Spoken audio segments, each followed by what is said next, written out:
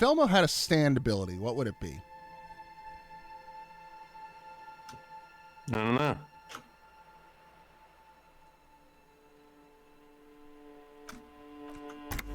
Would it be the ability to find my lost gun? Sorry, I need to grab a drink. I'll be right back. Okay.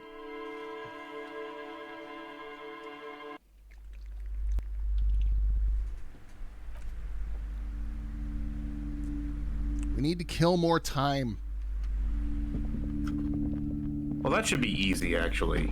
You know, you can just flip through the Dick Mullen book, like, really quick and get a couple hours. You don't have to read the dialogue. Oh, will it work if you read it multiple times?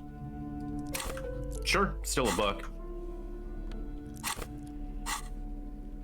Oh, that would have made last time simpler. I think I thought about it after the stream. I thought you had to have, like, new time wasters every time. Well, in that case, where's the Dick Mullen book? Oh, it's over here. Sorry, I just woke up and my brain is not working right. No, it's all good. You hold I woke up and did a stream, but then I took a little nap. Yeah, then I took a nap. And now my brain needs to fucking start up again. Are you really reading that, detective? Oh no. Well, the point is it was an extremely, but also extremely. Oh, hey, look at that.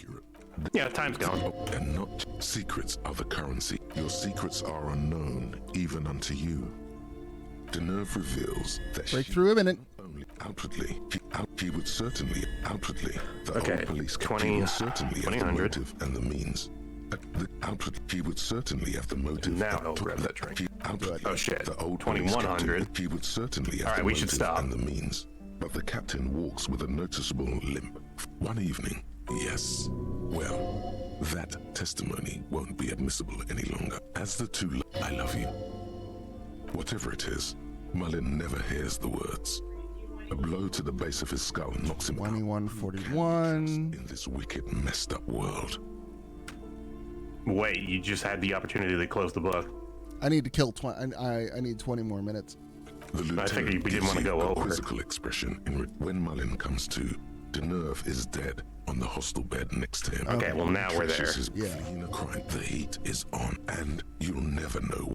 Close the book. I also might go eat something really quick. So I might, I'll be back in a little bit. All right. We're gonna get some thoughts and find our gun. Yeah, go for it. That'll probably take us till It's when you not get back. ash. There will most certainly be a sea of corpses leading up to the event. But it won't be war or pestilence that causes it. Oh no, the event will belong to a genre of cataclysm no man has dared to suspect would ever come to pass. You can only sense the shape of it, like a cavity, a pit opening up in your stomach, a throat into which the world will vanish. The streets, the grass. Shitty detective fiction brought around the end of the world. By whom? By what? And how? You don't know. All you know is you're not joking around. Inland Empire and Shivers both raised to 6. Yeah, all right. I'll take it. Those are Cleaning good. out the rooms.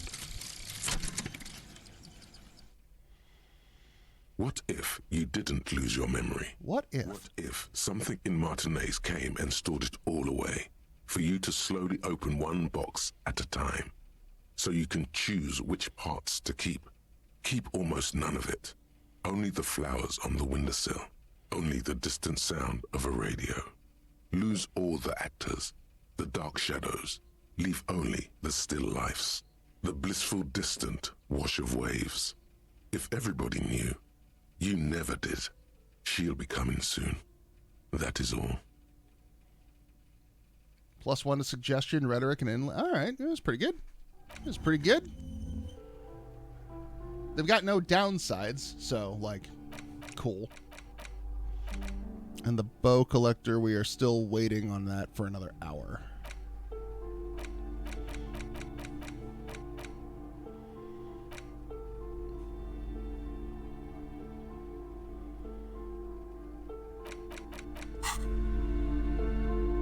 Let's see. We have to go meet the lady by the boardwalk. Yep, better get running. I got a few minutes. I'm just heating up dinner. You could bring the dinner to the mic and just have like mukbang commentary. No, I hate that. That's the thing people do. That pisses me off so much. I hate when people do that. Don't you want to hear the sounds of someone else eating? I would rather die. I hate hearing people eat or seeing people eat, actually. Wow. We've gotten dinner together many times. I didn't know you had this resentment growing for me. It's like on camera. It has to be specifically on camera, and it fucking pisses me off. Oh, okay. I was going to see if you wanted to do like a Zoom dinner date, but then probably not. That's a no. Also, I wouldn't fast travel because it's probably going to zip you forward in time. And also, fast travel still doesn't.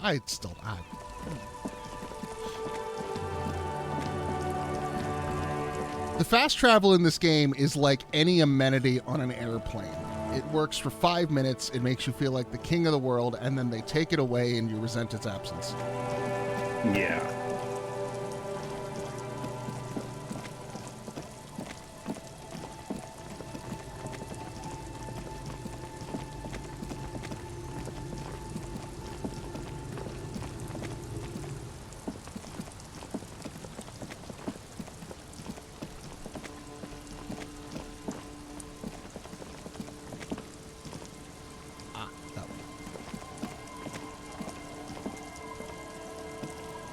Lumpty Dumpty Dum.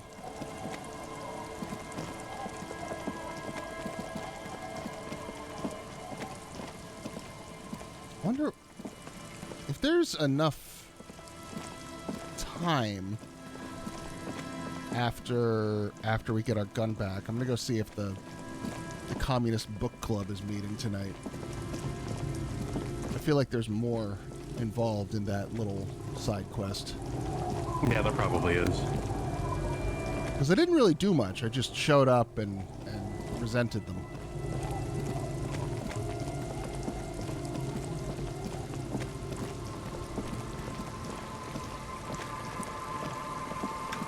So it's gonna be somewhere on the boardwalk. What are you?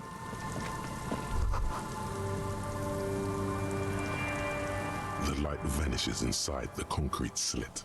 The structure goes deep under the earth. There's no echo and no answer.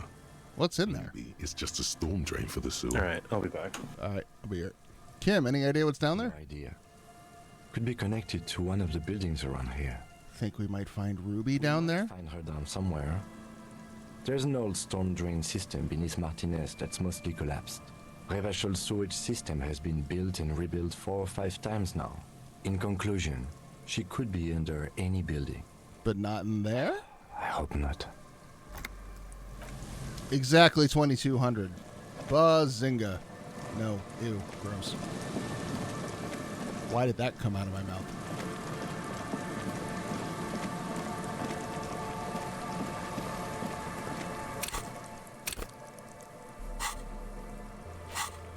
Alright, let's see.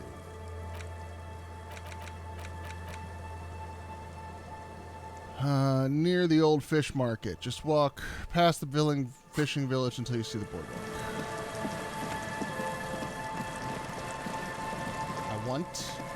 I want my bang bang shooter. Is there anything more in this door while we're here? An old door, worn. Nope. And I'm gonna do a big old muscle run and bust open that door and see what happens.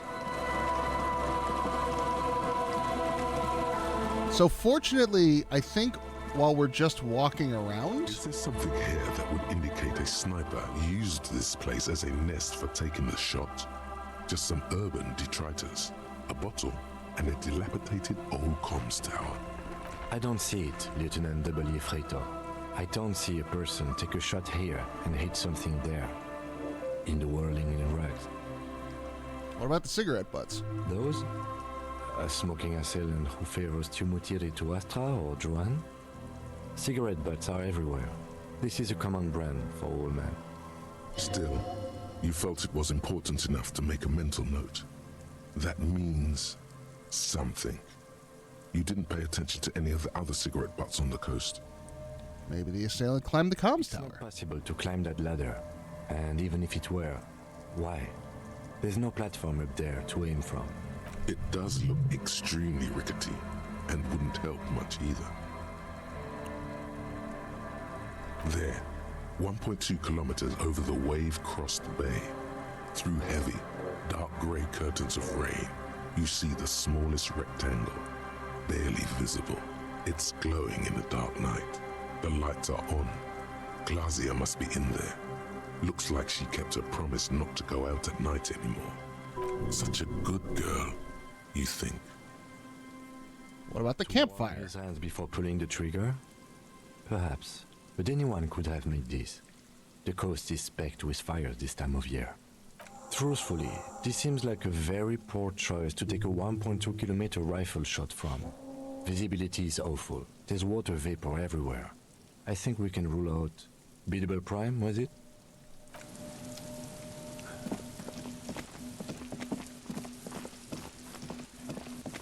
Well, we're eliminating possibilities. I don't know about shooting guns and sniper rifling and whatnots, but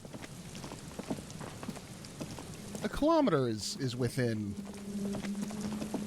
I feel like I've heard shots at that distance being made reasonably effectively by someone who knows what they're doing.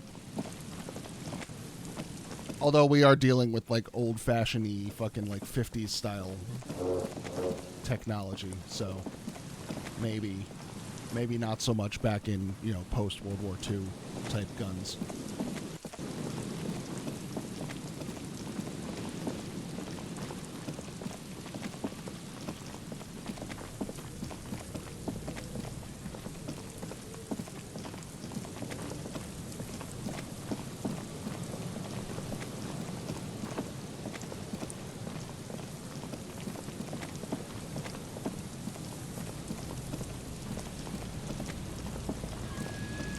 What about with a service revolver?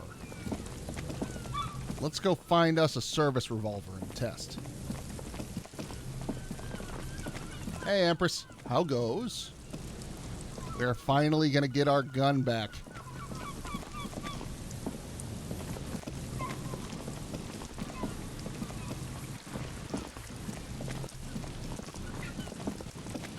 Theoretically.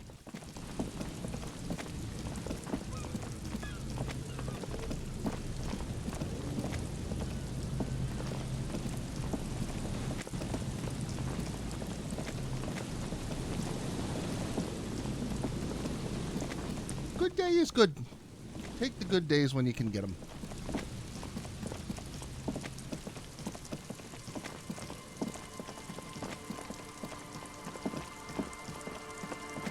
Where is this old lady with my gun?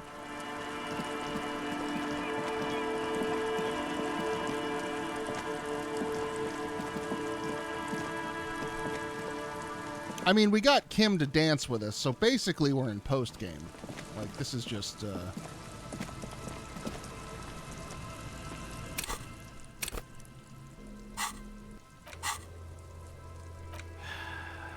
Fisherman shacks.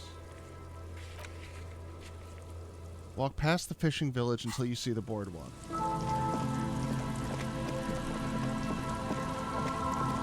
I think we already did everything we could do with the traps. I don't think there's anything more to be done here. Just trudge along the wall of the trap. Poor things. Yeah. Although we keep, like, looking for the phasmid in places, so maybe we'll find it somewhere? Or maybe it's meant to be the unachievable dream where the quest for knowledge is its own reward. And all that, you know, Don Quixote shit.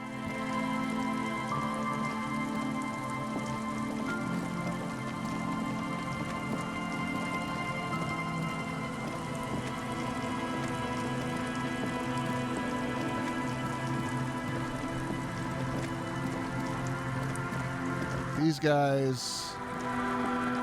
Remember these guys. I make it over here?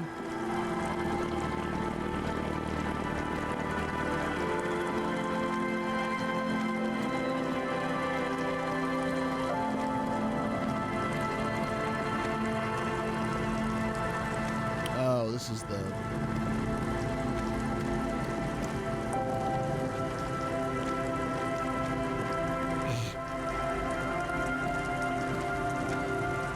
Worn and beaten wooden plank. We can sit on benches. You can revisit the bench if you ever need to pass the time when Lieutenant Kitsuragi is gone. Oh, good to know.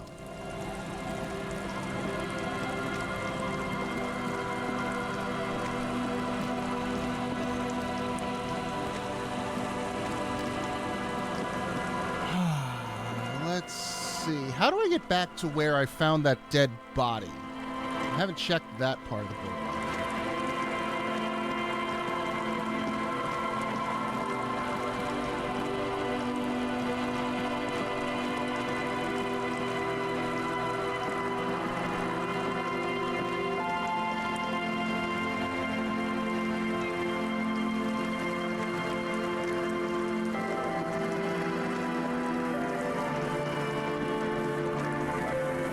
Well, yeah, the body fell through the boardwalk, but there was that little pier where it was.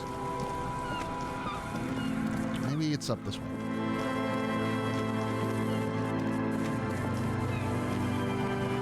Oh hell! I think I found our contact. Put your hands where I can see them. Show me your hands. This is the pigs. Show me your hands. Right now! Scavenged, battery-powered police lights protrude from her back. The flickering light show reveals a gun in her shaking hand. Her hand is trembling from some sort of neurodegenerative disease. Unfortunate for her. Madame, please drop the firearm immediately. Take it easy. To comply. Suspect is displaying aggression. Officer, under duress! Officer, under duress! I am the police. Don't move. Don't move. Hands on your head. Suspect is armed and dangerous. Just want to talk. Chill. Neck restraint. Carotid sleeper. Carotid sleeper. Critically reducing blood from passing through the neck of the suspect. Be careful, detective. Don't do anything that might set her off. It's like that lady in The Walking Dead. The situation looks bad. Calm yourself. Steady your breathing. You'll have to go for the gun sooner or later. Perhaps you can learn crucial facts before you do. Well, that's not a great odds. Who are you? Goddamn police shitbag. Hug the pavement. You're under arrest. We're on wooden boards. As she waves her hands, you notice familiar-looking ampoules and packets sticking out of the mountain of police gear on her back. Medicine or drugs? She thinks she's a police officer. Try treating her like a police officer. A lower-ranking police officer. Officer Pigs. W. Freighter Harrier Dubois. Requesting your sidearm for inspection. What? Patrol officer, you are in gross violation of RCM Code of Conduct. Sir? In this moment of hesitation, she almost doesn't seem disturbed, but like someone suddenly wakened from a deep sleep. I have to sign you up for a disciplinary hearing. Easy. Press her too hard and shit. With a swift, poorly coordinated move, the woman slams the microphone against her lips and teeth. A trickle of blood runs down her chin. She doesn't notice it. Officer compromise. Unlawful impersonation. Pigs en route. Engage your will. Okay. She's actually more agitated now. My bad.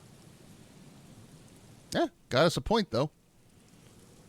Are you on drugs? Confiscated contraband. Restricted access. 2 kilos missing. Eyewitness report compromised. I don't think she's on drugs. Being off drugs might actually be the problem here.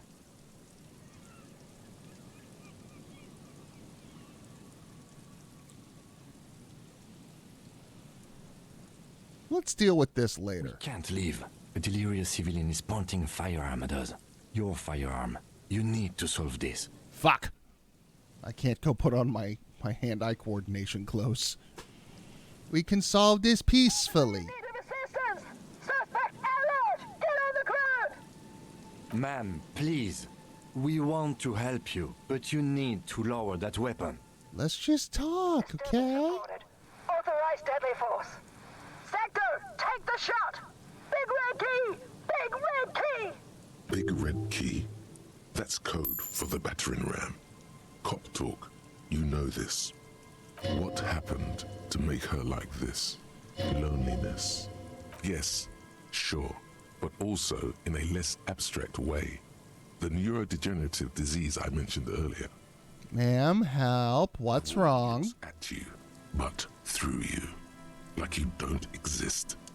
Her eyes gleam feverishly, and the rotating police beacon lights reveal deep scratch marks on her cheeks. This is the police! Unlawful engagement! Hands on the ground! Scumbag! So that's how Kuna West must have felt when you pointed the gun at her.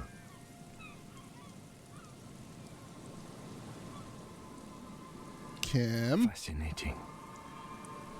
His shoulders relax, and a look of realization appears in his eyes. Did he notice something? See? This is what happens when we're not around. Well, this is just gonna piss her off. But, like, you're not the police, we're the police. Back up! Back up! Status unconfirmed!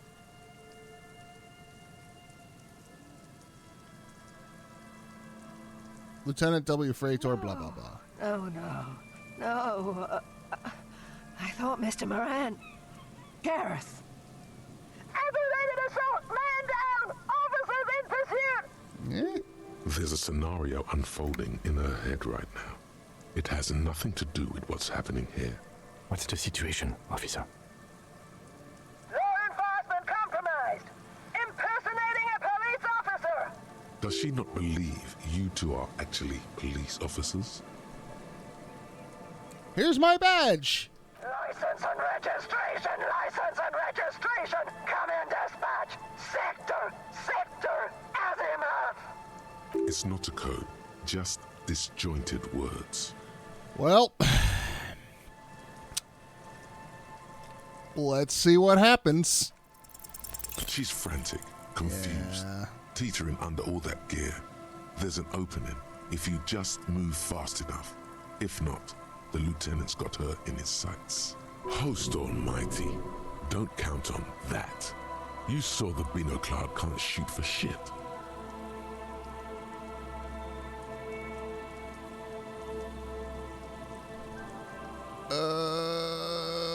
Power of positive thinking. Gun, I'm a-coming.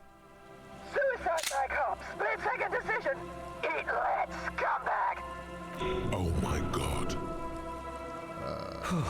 For a moment there, I was 80% sure the gun is empty, and still the instinct almost took over. What is this? This isn't police issue. Police weapons have bullets. Whew. Isn't real? Police guns have bullets. What is this? Why did you sell me this? She looks devastated. Grab the gun, right now. This No one Pick up the gun. cares anymore. Why would they treat me like this? Ma'am, my sympathies are limited. This limbed-and-headed machine of pain and undignified suffering is grinding to a halt. Tired of walking the desert, it doesn't want to feel or think anymore. I need to figure out what to do with her now. Nobody's ever around. What? Nobody ever comes to visit me. What do you think is happening She's in a to her? stupor. I've seen this before. God knows for how long. Could be days when they get like this. But why was she like Honestly, this? I don't know. Dementia, probably. Dementia in Channel 8 and loneliness. Neurodegenerative disease. Could be. Her hands were trembling and she did seem uncoordinated. But what are we gonna do with her? You're not alone, lady. A woman stands in front of you, motionless, unresponsive, almost like an inanimate object now. A mountain of police paraphernalia. In there she is alone, trapped in a world of blue and red lights. Her children and their children, if there were any, stopped coming when it got really bad. She's in a stupor. I've had disturbances similar to this before. The woman's in there, her children and their You children. have no option but to arrest her, I guess. I don't think there's any need for that. In her current state, and without a gun, she isn't really a threat to anyone. We could let Titus know. This is a perfect problem for the local peacekeepers to handle. They might even know her family. Yeah. Yeah, it sounds like a good Then idea. we can ask him once we get back to the whirling. But we have to hurry, because it's late, and they might have already gone home. But I think we're done here for now. Let's head out. This is done. Please. Leave the radio on. Reflex to what? Being left alone. She stands motionless, just a heap of clothes and flashes now. Maybe if you search her once more. Can I get her drugs? The woman stands slumped. She looks catatonic under her mountain of RCM paraphernalia. Is one of those things a police cap? There were narcotics in there too. You're thinking of taking them. She doesn't even flinch as you reach out and disentangle the familiar-looking lieutenant's cap from her mountain of RCM paraphernalia. Oh, is that yours? It's hard to say. It's been so long since you wore yours. I think so. The lieutenant nods. My drugs. The vial of Pyrrolidon and the bottle of speed as evidence, obviously. She didn't consume them. She didn't look high. She confiscated them. A little like you are doing now. You might not want to take those. You seem to have a slight problem. You don't know me. For once. I need everything I can get to do this case. Let's see what happens if I shake her shoulder. Nope, never mind. Too late. Oh, you did it? You didn't kill her? No. She went to shoot me, and fortunately the gun had no bullets. That's fortunate. This is my gun. And these are my drugs that I confiscated from her.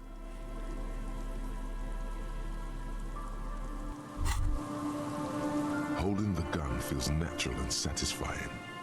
It's like an extension of your arm, the polished wooden handle almost fusing into your palm. It reminds you of the day you first held it, with fear and respect, hoping you don't have to use it in vain. The sun was out in Jamrock. It was so long ago. This gun, Sunrise Parabellum, will be the only thing standing between you and the all-consuming nothingness that threatens to eat the world. Sheathe it and wait, Herald. It won't be long now. Kim recommended that we go talk to the Hardys. Yeah, that might be a good idea. Let them deal with her. Also, if this gun's going to be any use, I guess I need to find some bullets. Yeah, I don't remember how to do that.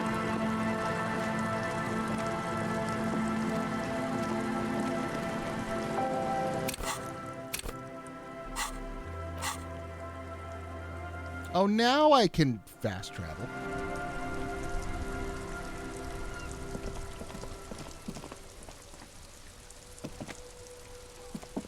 Just going to walk in. Kim's car have it? Oh, maybe.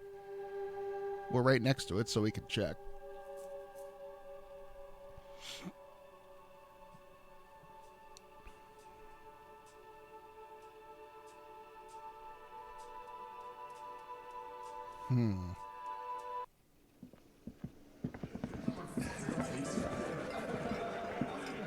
The Coppernado is back. What do you want? There's an old lady in the fish market. What's that, Copper? You want us to help little old ladies now? You're local law enforcement, aren't you? Helping troubled civilians should fall under your jurisdiction. Yeah. We'll send someone out. Who is? Wait. It's the pigs, isn't it? Yeah. God. Poor lady. Don't worry. We'll handle this. I think she got some family in Kurong or something. Bastards left her alone when she got sick. We've been getting complaints. Hey, wasn't Everard's B team looking for her the other day? They said something about her, I don't know, finding something? Yeah, I think you're right, Gene. She have something of yours, Pig? She had my gun. You're fucking with me. Your gun. She had your fucking gun? I got it back. Sure did, boss. Heard him loud and clear.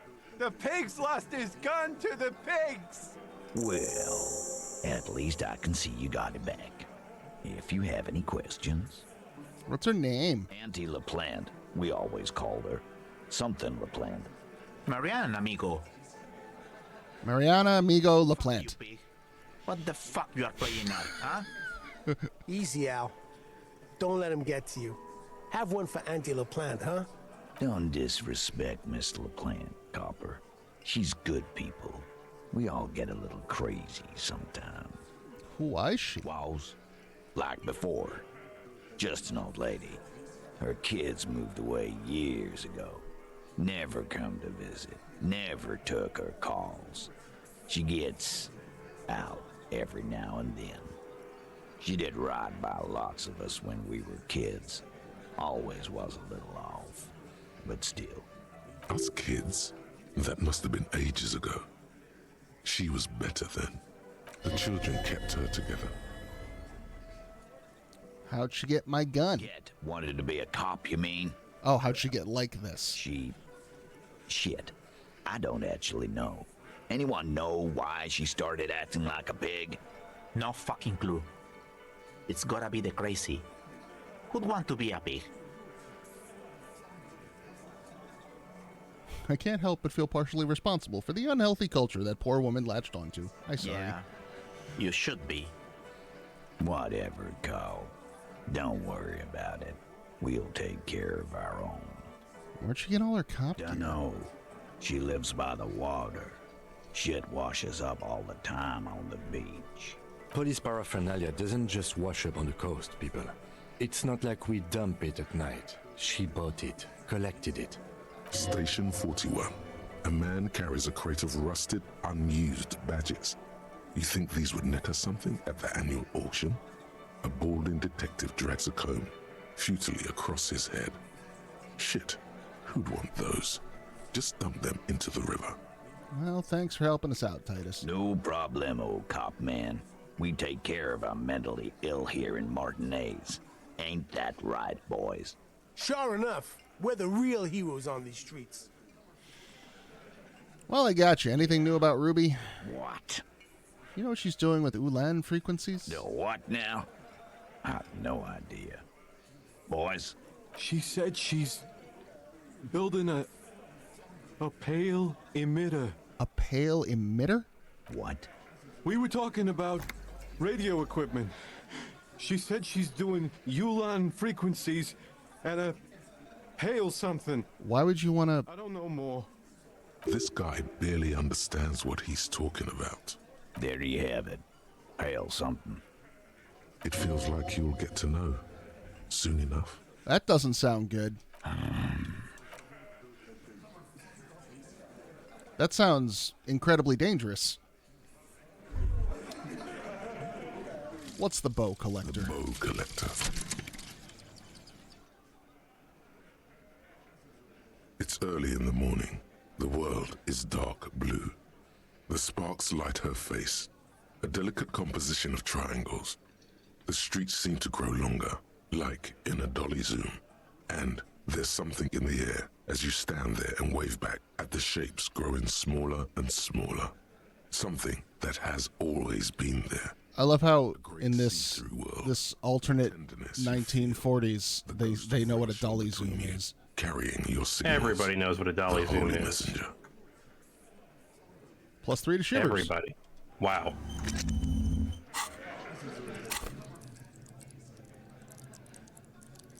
Shiverin'.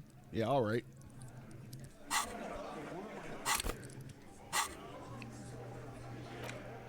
Let's see. We've got one more thought that we haven't checked out.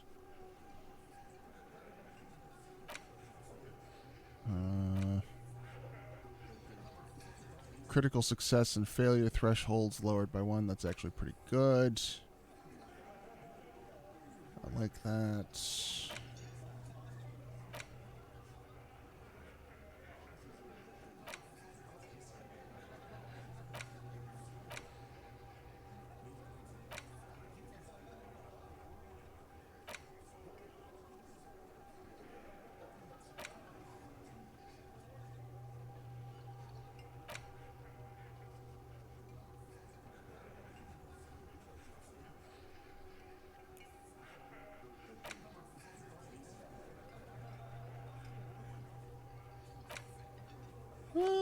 Visual calculus, suggestion, electrochemistry, and composure.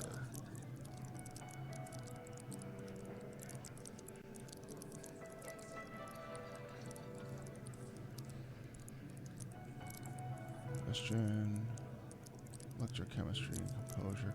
It just increases the caps. Yeah, I can afford to lose that.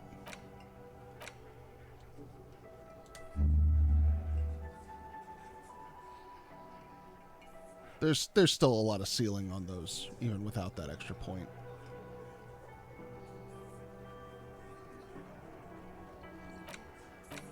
Let's see what White Morning is in 5 hours. All right. Well.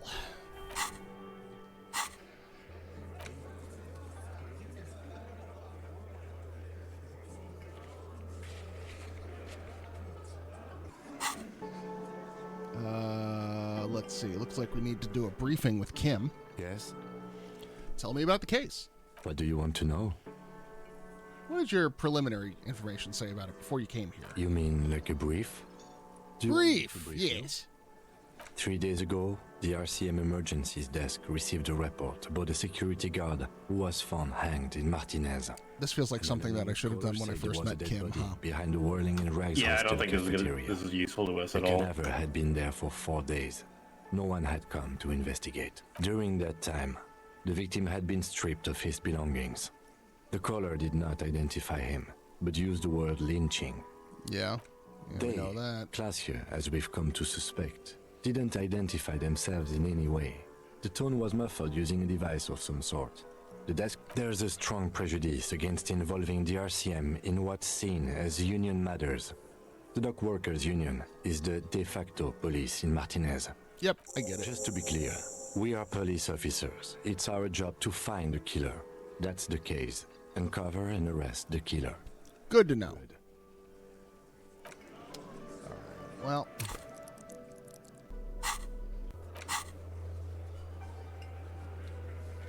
Oh, well.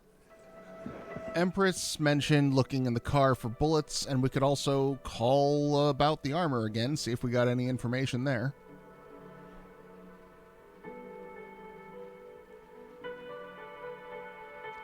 Again, not sure how helpful that'll be at this point. But if nothing else, we can just take it off the list.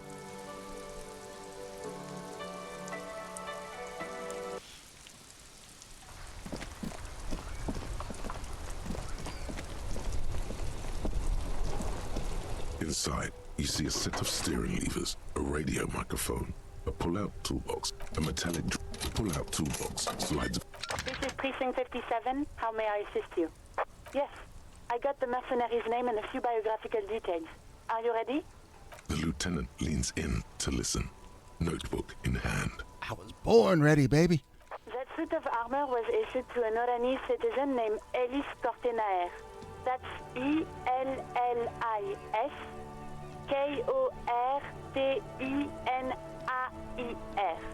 Exact date of birth unknown. He was signed into the Lelystad County Neonatal Care Unit on 28th of February 09. What's a neonatal care He unit? was found as a newborn in a leaf compactor near an abandoned farm. Oh no! Spent 4 months in the neonatal unit, survived apparently, and was assigned to a foster family at 2. He could have been squished. This is what the ICP knows about him. He was raised by foster parents, entered the Eastbrand Military Academy in Vredefort at 17, then served in the Oranese forces till he was honorably discharged in 41, just a year before the Seminese conflict. Then the armor followed him to Seminine, or at least I assume it did. And that's it.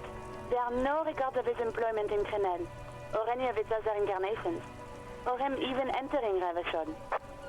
Okay. Well, I don't think any of this is important now. I just, This means I don't want to miss to know that name. Communist Book Club. That name in the case. Sometimes police work is about human dignity, about giving back names to anonymous victims. Well, he sounded like kind of a piece of shit, so. In the cabin, you see a... Well, let's go check out Communist Book Club. That seems like a good thing to end the day on.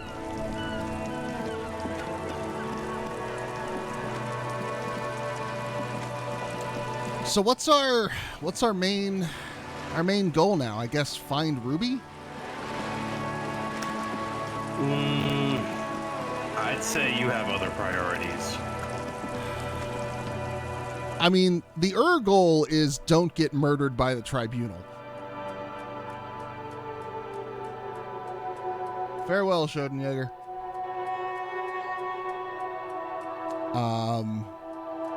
Yeah, don't get horribly butchered and the entire city along with by the giant murder hornets. But I don't necessarily know when they're coming, and the best we could do is, batten down the hatches, so to speak. Master Investigator, you just can't keep yourself away from locked and hidden places. It is my duty as a cop to investigate every square inch of this world. World secrets were made for you. They wait patiently for you to uncover them. Well, I definitely want to see what the Jamrock Shuffle is. How long is it going to take to research that? 1 hour and 5 minutes. Great. Let's give White Morning a chance to percolate just in case it sucks.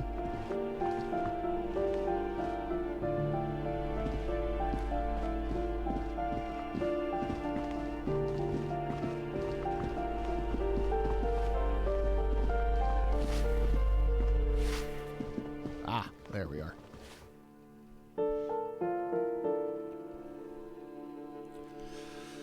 But so what do our objectives and leads say? Because there's something that we haven't done that's really concerning me. Let's see.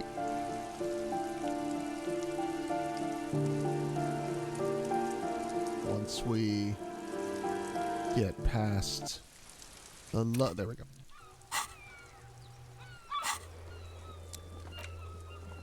Determine where the shot Ruby in the village. Determine where the shot came from is my big thing. Mm-hmm. Because, well, where do you think it came from? I think the roof is just, the very obvious answer. Can you prove it? I mean, I can't prove it, no, but, Occam's razor. We have, I'll tell you right now, we've got evidence that disproves it. Oh, yeah. Yeah. Oh, yeah. You forgot about something. Maybe. I have been getting a bit distracted. Yeah, that's true. But we need to do more investigating. Oh, I need to read a brief look at information. I didn't do the reading for Communist Book Club. Crap. You didn't do the reading. I didn't do the reading. Oh, it's going to take 6 hours to read. It's all going to be in Russian.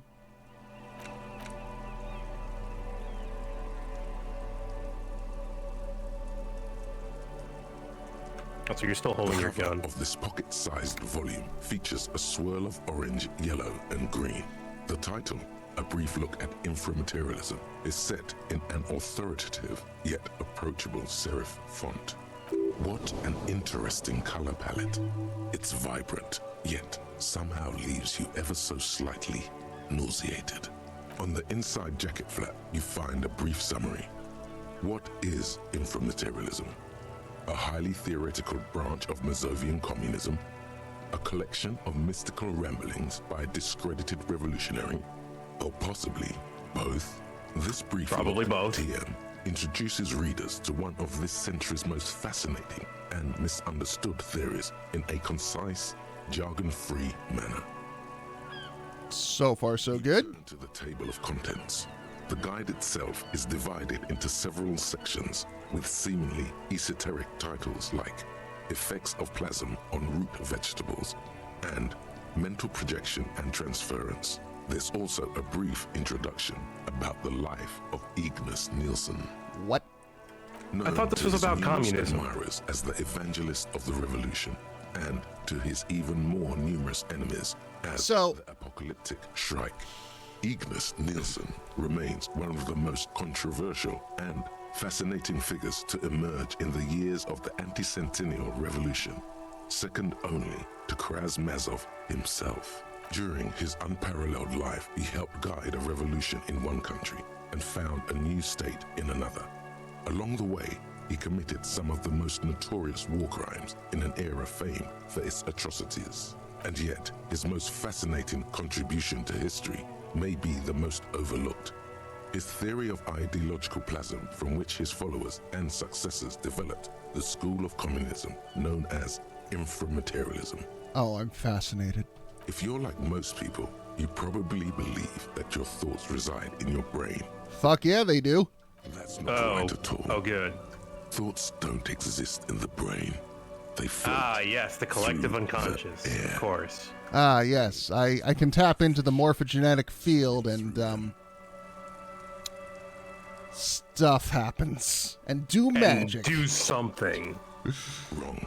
At least according that something to is fucking unclear, because who knows? Have you played the third one? I can't remember. No. It's fucking terrible. I've heard bad things. Oh, it's so bad. But it leans into the jigsaw bullshit even harder than the other two, so at least it's entertaining. His interests and speculations were famously wide-ranging. Like, oh no, you made the wrong choice, and now she's cutting off Junpei's head with a chainsaw. Fuck you. During his final years in exile, he produced, among other things, an early guide to home brewing, instructions for raising revolutionary children, plans for a universal pictographic language, and a detailed materialist critique of Dolores Day's chess strategy. Okay. A good use of one's time. Equal to any of the great DeLorean polymaths. But one subject he returned to time and time again was the fundamental relationship between thoughts and matter. We may yet discover, he wrote in his notebooks, that under certain exceptional circumstances, the proletariat's embrace of historical materialism may be so fervent that their beliefs take form in the world of matter as a kind of revolutionary plasm. What? Let's dumb that down a little bit more. Certainly. In essence, Nielsen is arguing that thoughts don't just reside inside the brain, they radiate outward from it. According to this idea, the brain is an ideological transponder, constantly emitting waves of highly politicized energy, which Nielsen called plasm. Okay. With us a moment longer. What's more, Nielsen speculated that this plasm, when it becomes powerful enough, might begin to influence the material reality surrounding it. Hence the name, inframaterialism. Unfortunately, Nielsen passed away before he was able to develop these ideas into a full. Can I harness that with a crystal, like a JO crystal? Theorists. Building on Nielsen's basic insight, these theorists reached a startling conclusion. It's like goop for communists. Might begin to exhibit certain extra physical. You mean like Gwyneth Paltrow? Like Gwyneth Paltrow's, Goop. Yeah. LTD, whatever the fuck.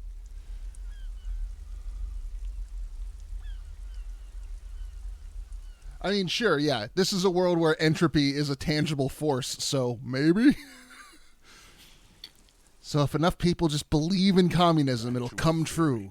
Is highly technical, but for the purposes of this brief look, TM, that's a fine working definition of the concept. That's because this is absolute idiocy, not even Logic worth easy engaging success. with. No. There's something here. You can feel it. All right, let's hear about all this extra physical nonsense. Materialists divide the extra physical effects of the revolutionary state by the level of plasm required to achieve them. Oh, God. They introduced levels into it. Oh, no. Is this just Scientology now? This is communist Scientology. Is believed to stimulate or invigorate matter without altering its essential properties. This sounds like the business with the turnips. Precisely, What? though I skipped that plasm does chapter. more than increase vegetable yields. It may also influence the physiology of revolutionaries themselves. It's also been postulated that plasm may account for the remarkably full and manly facial hair observed on some communist males. Yes. Your hand feels clammy against your bare chin. You wipe it along the back of the book and keep reading. Of course, inframaterialists argue that revolutionary plasm may stimulate human physiology in other ways as well. Oh yeah, we're talking about white-hot communist sex, baby. Electrochemistry, you can't be getting off on this. This is like impossible to get off on. Electrochemistry can get off on anything. I'm just trying to think about orgasms for the people. That's correct. Reports from the revolutionary period claim that the most radically devoted communards were able to engage in vigorous intercourse for up to 8 hours at a time. That sounds... yes, that's definitely true. Even if it were true, like, that sounds A, exhausting, and B, I've got shit to do. 8 hours? There's no way. Your equipment would be mashed. Endurance impossible. That's fucking... It must be nice to have that kind of time. Hyperproductive vegetables and ultra-horny communards are fine. But this theory hasn't quite gotten strange enough for you. Can it get even hornier? Sexual euphoria. Increased sensitivity to stimulation. If you didn't know better, you'd say this plasm stuff sounds a lot like being on amphetamines. And on that note, you feel like you've gotten the general idea of inframaterialism, enough to carry on a basic conversation at least. But if you'd like to go even deeper into some of the more speculative aspects of the theory, you could always read further. Of course you want to go deeper. What else are you here for? The book fits quite snugly into your palm. It would also fit comfortably into a jacket pocket. Well... That's enough. Let's see. I suspect we may have... we may have missed book club. Let's see. It said after 2200, so... Yeah, let's see.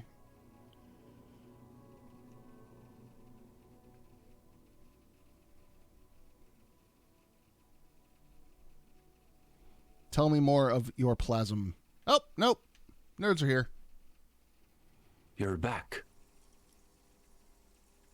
Let's talk about inframaterialism. Yes. Let's get right to it. His companion leans forward, ready to jump in.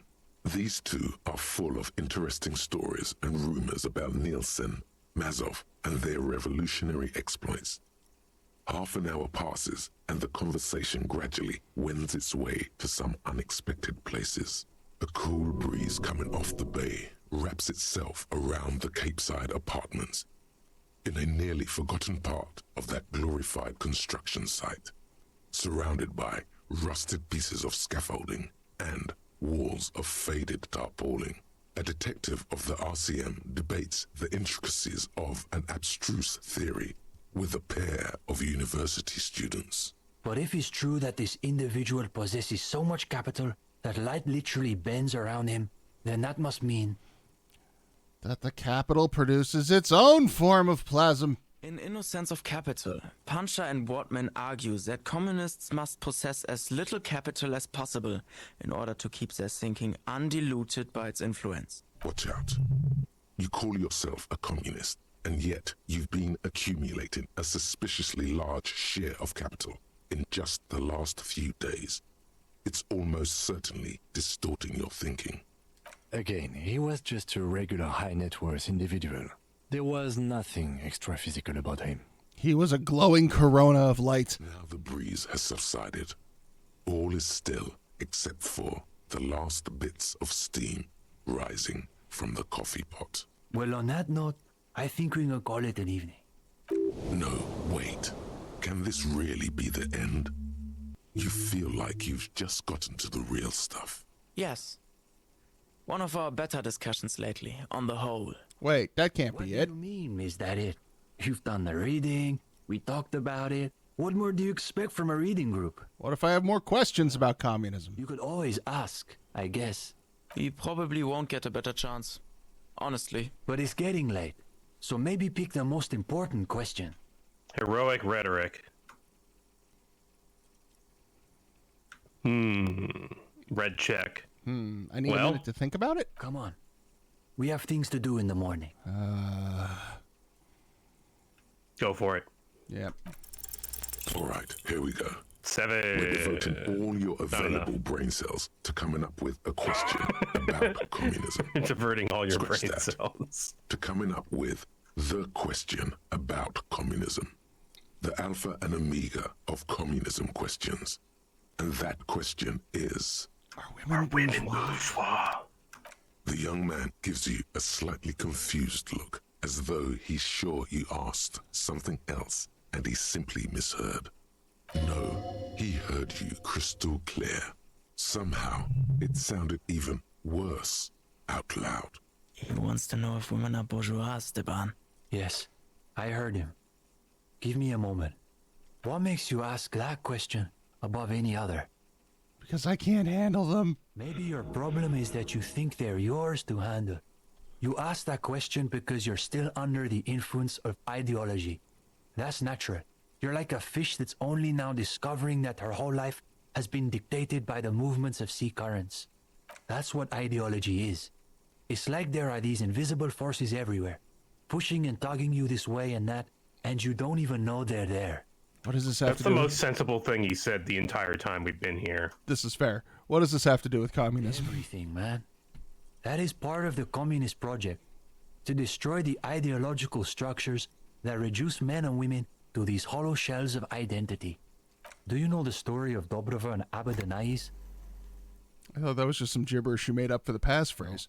They were the revolutionary lovers, the dual commissars of revolution in Insulinda. Yulia Dobrova came from Grad. Jean Abadanais was born in Revachol. She was brilliant, charismatic, a revolutionary comet. He was her partner and stabilizer, the planet who kept her in orbit. What became of them, though? There seems to be a blank paragraph in the history books. They died of exhaustion after fucking for 8 hours straight.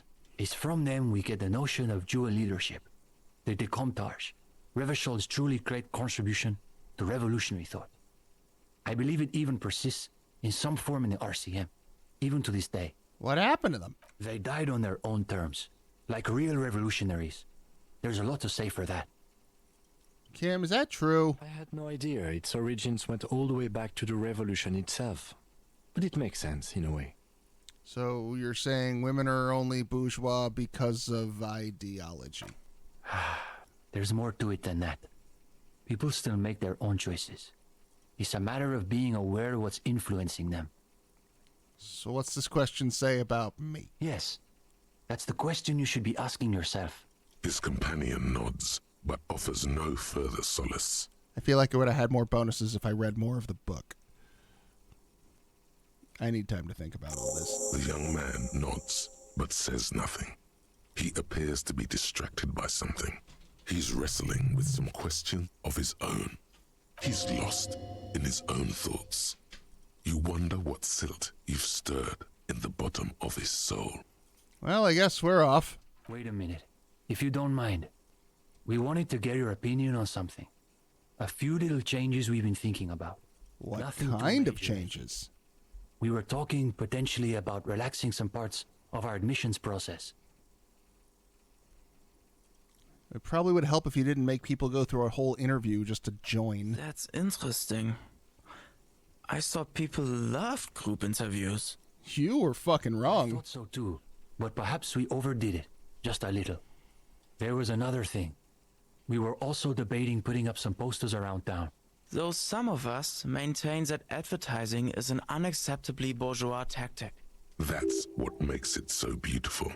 The irony is unbeatable.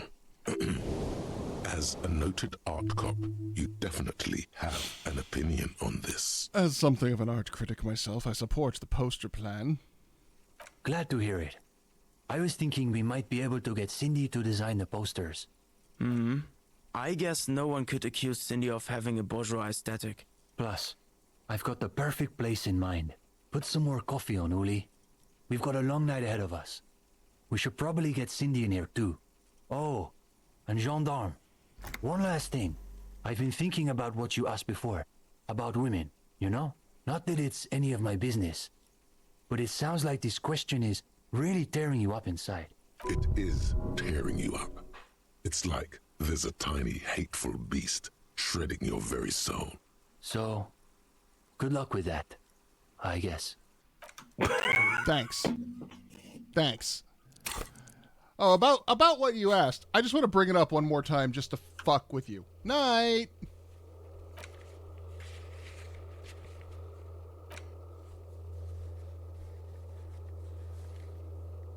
Oh, I have another figurine I could try giving to the stupid fucking window.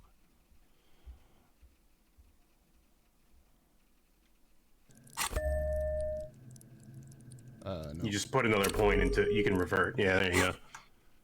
We don't need 11 Inland Empire. No, I need all of the giant bunny people. Every last bunny person. I haven't actually seen Inland Empire.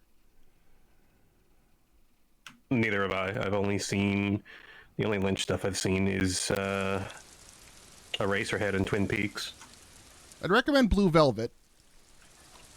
I think I know what goes on in... What's that? Eyes Wide Shut? Eyes Wide Shut is Kubrick. Oh, my bad. It's bad. It's not good Kubrick. Honestly, the more Kubrick I watch... Which is the one about the elite sex cult? That's Eyes Wide Shut. Okay, yeah. I thought that was Lynch. Yeah, shows what I know. It's similar. It feels like something Lynch would do, but eh. I'm Tom Cruise. I'm horny. I'm walking around at night.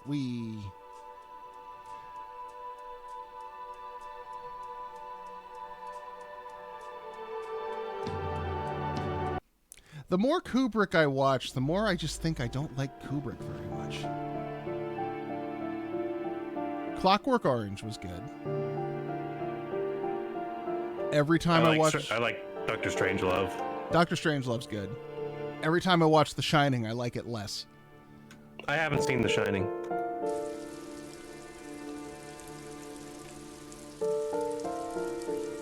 It's a story about a father who slowly goes mad. Oh, I know the story. Well, come on, cultural osmosis. Sure. I don't say that for that reason. I say it because, like, it's a story about a father who goes mad and is supposed to, like, threaten his family that he cares about, right? There's a tragic element to it. Right. In the movie, everyone's afraid of Jack Nicholson from the very beginning. Like, they're terrified of this crazy person from the start of the film, before the hotel has a chance to corrupt him or anything, because he's Jack Nicholson. And Stanley Kubrick made them take like 1 million takes until they were both just exhausted and doing batshit things. So there's zero sense that he ever loved his wife and son. Like, it's fucking weird. I just watched it again recently, and it's like, I don't believe that you ever, like, cared about these people. How did you get married in the first place? You two hate each other.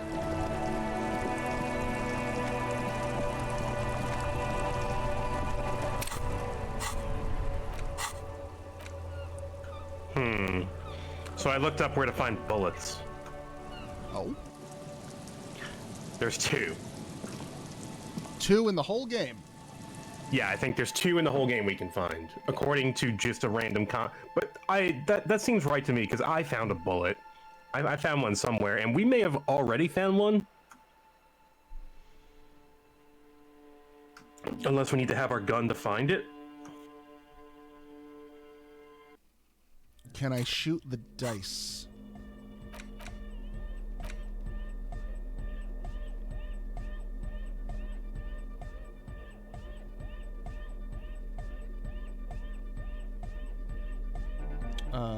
I think I saw somewhere...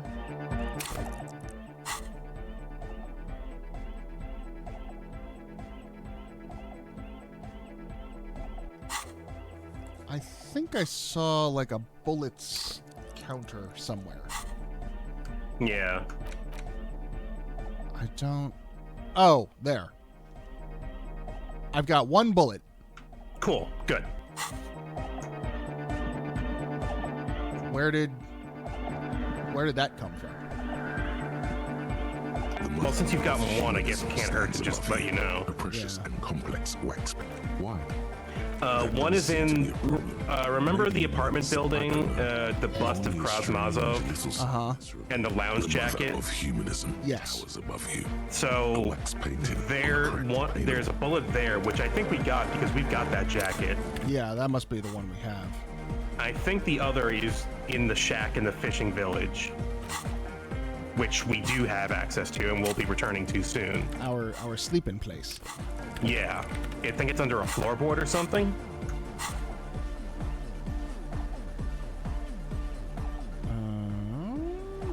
So maybe a second bullet could help out.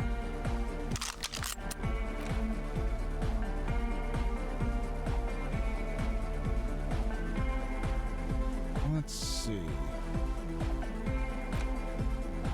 I got this new figurine that I want to give to the...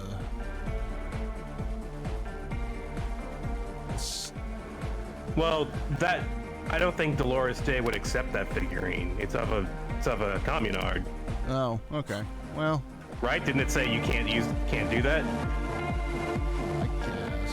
It's not that you can't do that. It's that it just doesn't make sense. I guess I'll have to find more figurines for the mass murdering moral intern. Or we could just ignore it. I don't remember giving her any figurines. My task list is getting, like, shrivelingly small. Which, honestly, at this point is not a bad thing. No. We can, at this point, we can, like, focus on the investigation and still have a stream or 2 left, at least. I was wondering about the length, and I went back and I checked. The Jimmy stream took, like, 17 episodes, and they're not... Yeah, Jimmy's gonna take a long fucking while. But we also did everything in Jimmy. Sure. And, like, I can tell you did everything in Jimmy. And doing everything in Jimmy was a reasonable amount of things to do. Right. I don't even know how I would begin to approach 100%ing this game. I don't think the trophy list requires you to 100% it. Probably not.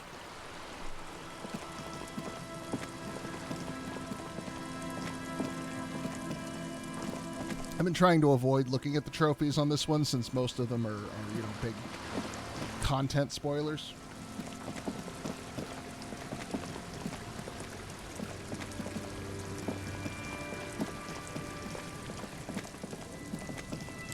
And even the ones that we have gotten, it's been vague enough that, like, get Kim to trust you. How the fuck what does that mean?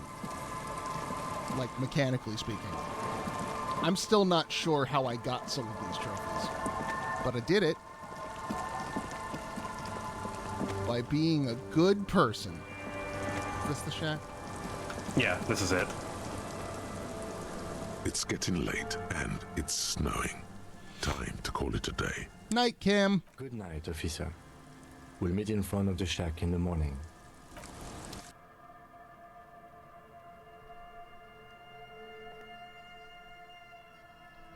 Yeah, Blue Velvet's good. Bit rapey. Be aware.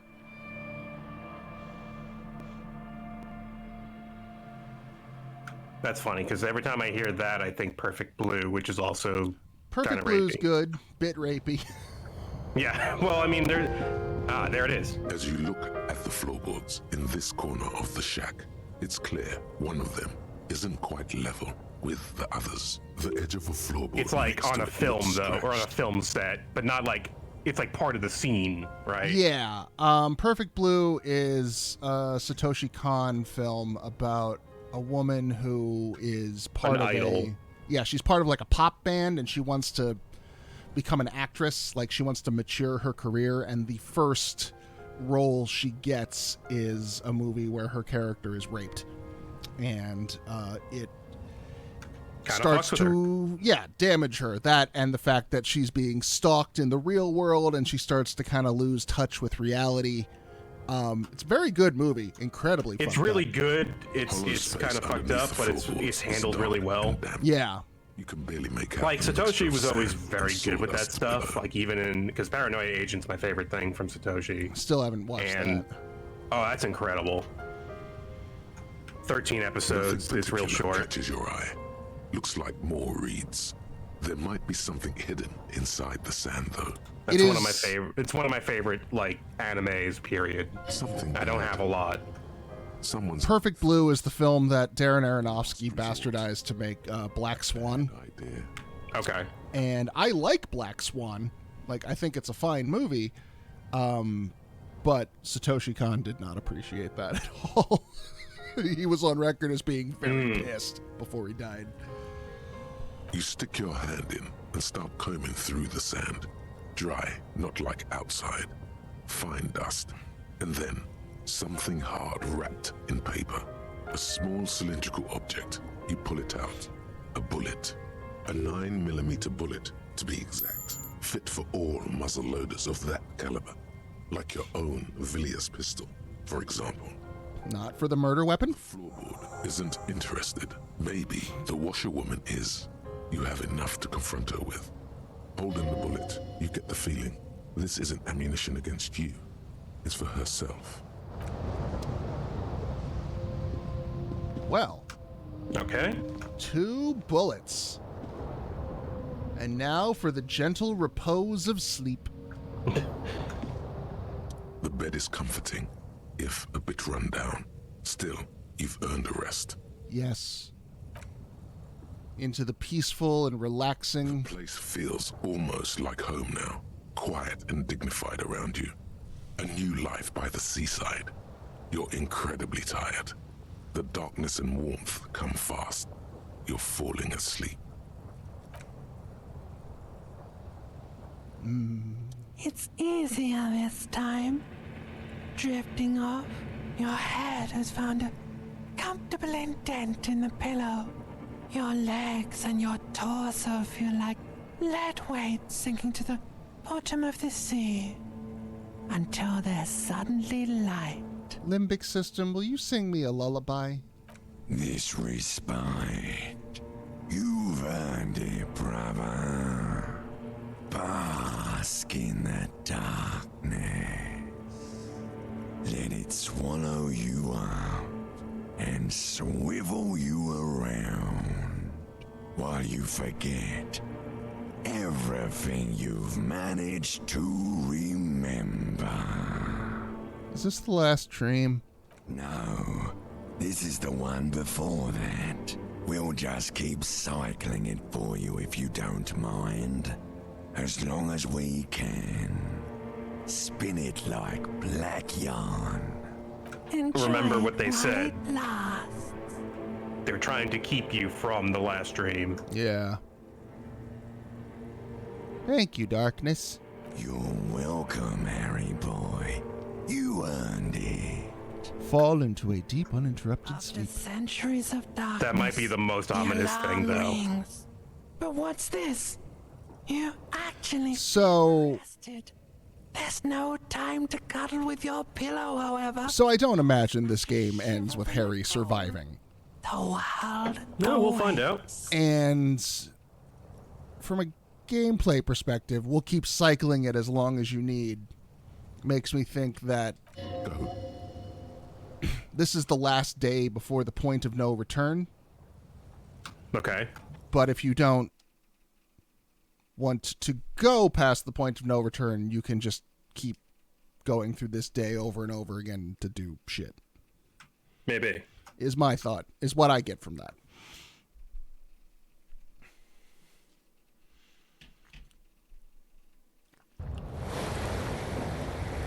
Because the last dream definitely sounds like, from what they've been saying, is Harry's body just gives out.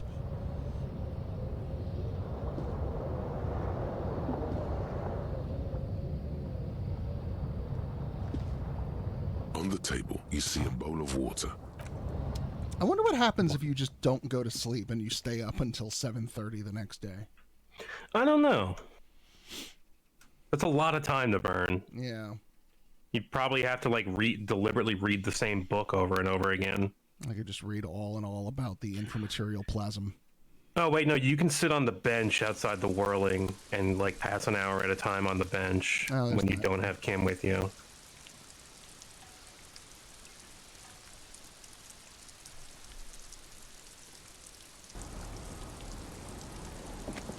Hey, buddy.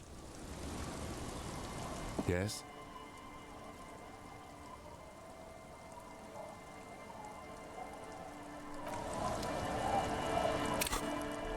All right. What's our plan? We're on the boardwalk. We could check out where the shot came from. Yes. We still need the boardwalk and the island? Yeah. The boardwalk is around where the body was discovered. Mm-hmm. You know, the unrelated body. The working class woman's husband. Yeah. Yeah, I was trying to find that earlier when I was looking for the pigs, but then I ran into the pigs. Right, yeah.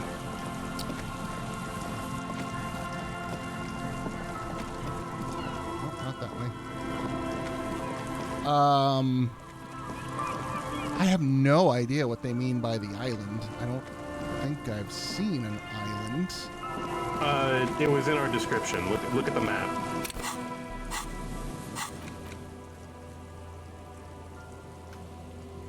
Up. Just left of top center there? Yeah, I think so. Looks like I need a boat. Joyce! Can you help me? Yeah, we need a boat to get there. Maybe Joyce will give us a ride.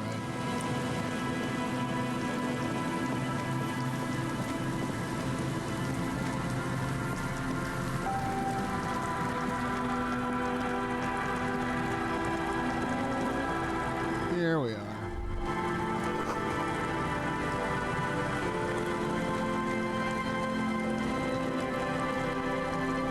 There's some tear, an empty cigarette package, and a crumpled kebab wrapper.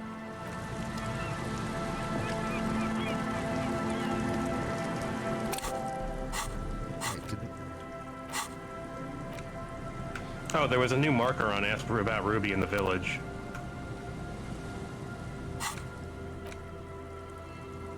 Ah, ask. Okay. Oh, I see what they're getting at. Well. And that never occurred to me before, but okay. Yeah, sure. I'd like to tick this off while I'm here, but this doesn't appear to be the part of the boardwalk that I need. Yeah, I don't remember exactly where this is. But there's just a point where it's yeah, you can see the whirling from here.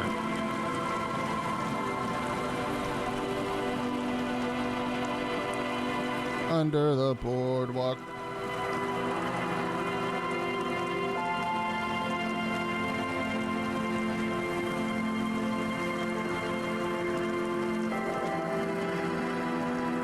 Did you ever see the episode where the gang goes to the Jersey Shore? Yes. It's a horrible place. Yeah, well, I tried to go there last summer. Oh, right, yeah, I remember. I really wanted to go to Wildwood. Haven't been since I was a kid. Used to be pretty fun. I remember having a good time at Ocean City on the boardwalk. Yeah.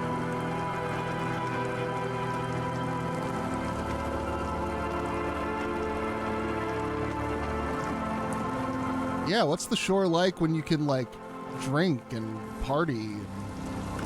I don't know. Like, I never went when I was an adult, so I don't know if there are, like, good bars around there or, like, fun shit to do.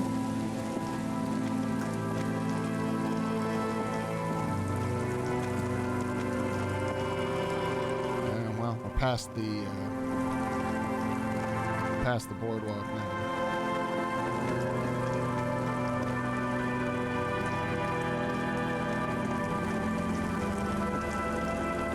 Can't all be, you know, fucking Snooki and MTV or whatever the hell that show was about. They're probably not.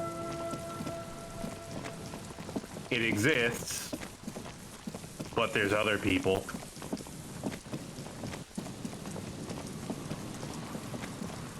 And I can get my rum ham.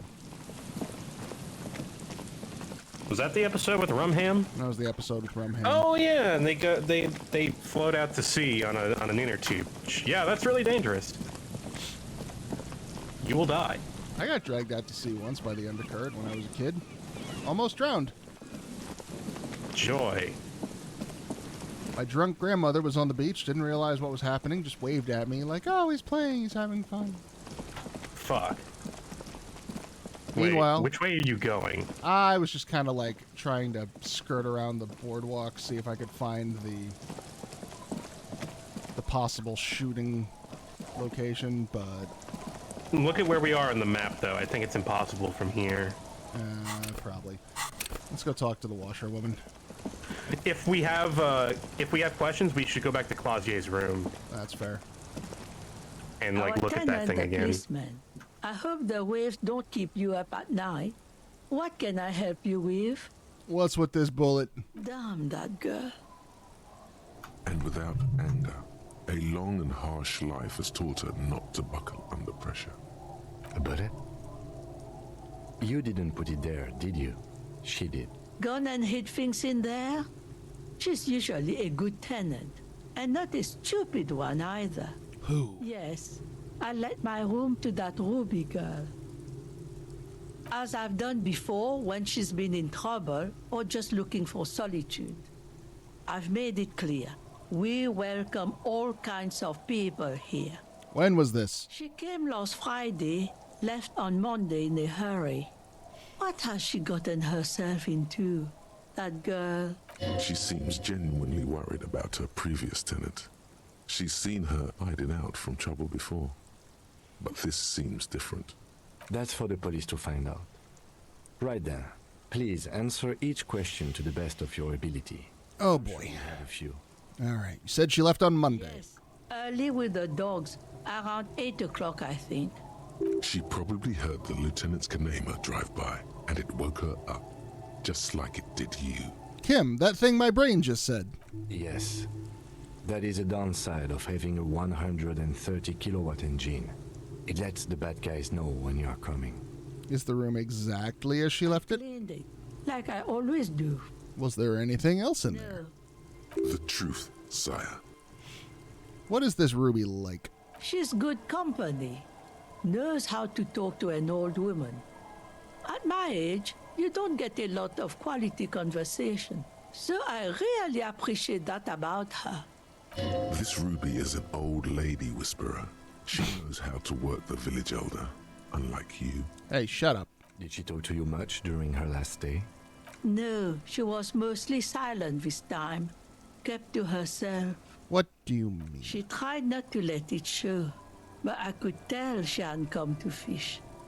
Usually she likes to cast a few lines, but this time she mostly stayed in her room. She wanted to talk to her, as they usually do. But she was brooding. Why do you think she left this bullet? How would I know? She's a gruff one, but not violent. She doesn't go around toting a gun. You could ask her about your hunch, that it was a desperate measure. See if she thinks Ruby fits the bill. I have a possible explanation. Aye. Do tell. It's an exit plan. Exit from what? This.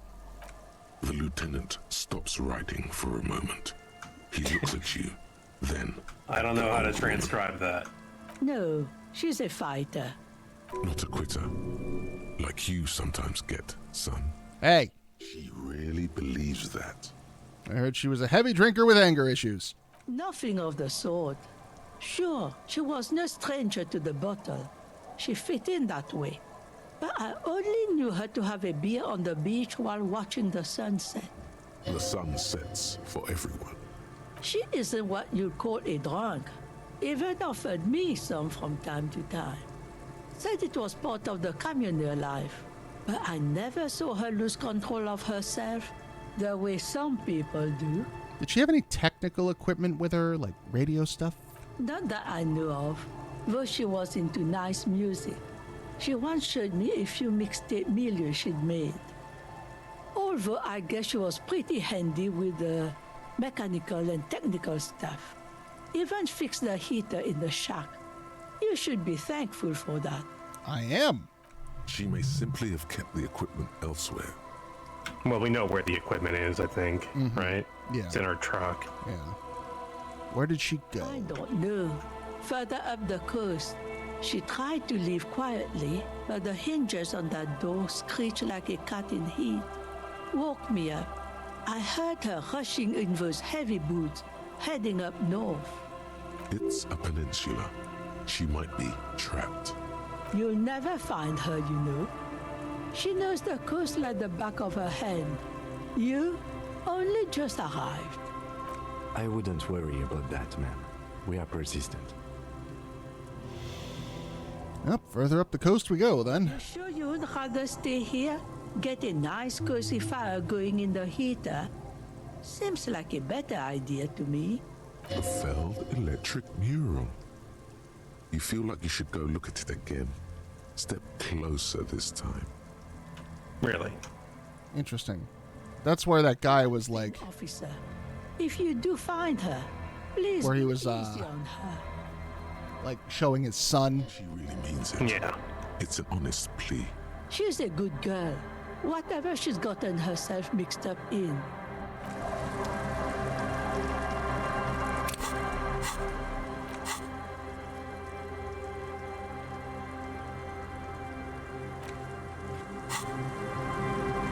We still haven't found the murder weapon. Well, we know what type of gun it is and what type of bullet it fires. Yeah.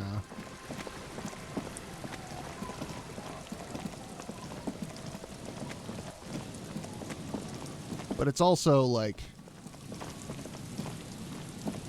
all she would have had to have done is just break the damn thing and then leave it in any random hole. Because they're all over the place, apparently. Right. As long as they don't work, you can't really tell. Did we pass the check on that mural? On this one? Yeah. Well, let's find out. Wasn't there a big check here? You see, a once bright... like a really hard one? Used to intertwine with the loops a long time ago. Step closer. Above the mural, a collapsed roof, broken windows. Oh, I think maybe you're talking about the one that we painted. Will soon also Maybe. There was a couple of big checks on that. Breeze rustling and I feel like there was a shivers check here. Of the edifice. Feld Electrical. How ironic. All these dark rooms.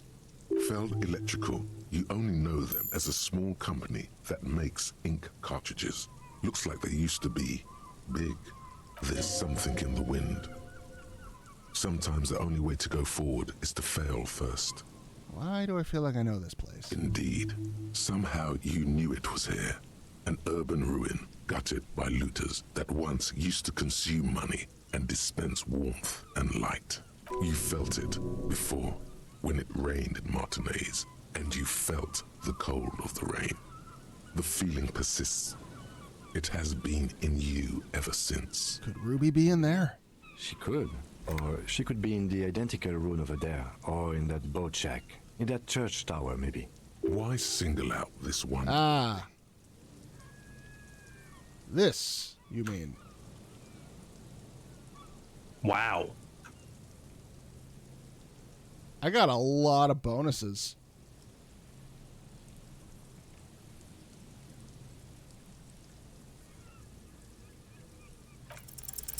Even though you're sure you succeeded, all is quiet.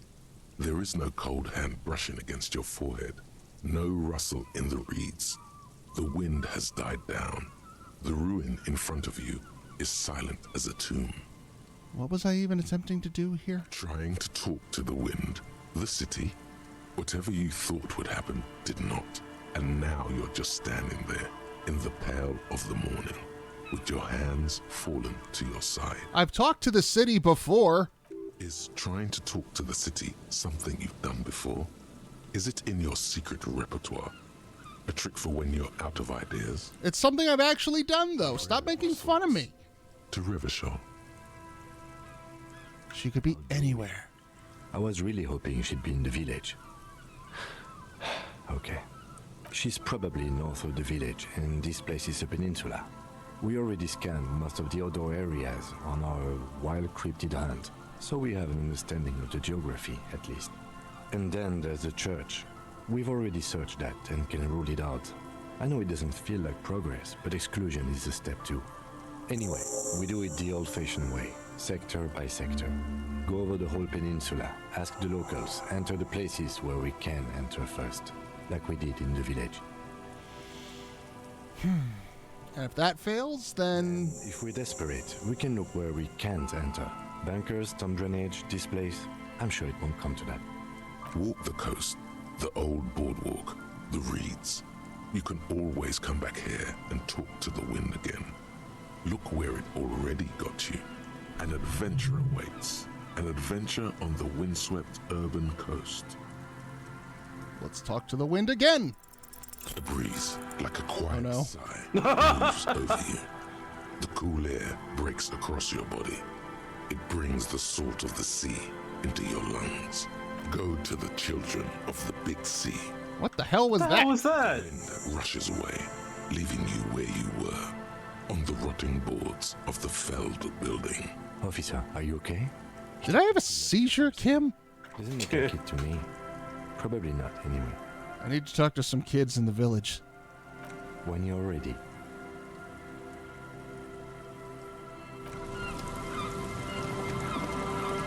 We can talk to Lillian. See if she's got a boat for us. A boat, or maybe some armor gloves. She won't. We messed that up. That's dumb. Yeah, it's kind of dumb having a time lock thing like that. That seems very against what this game stands for. Yeah. And it is trying to do in its gameplay. This is very much a game of just kind of vibe and see what happens. And, like, I just hate missable content in general. It's always a pain in the ass. Yeah.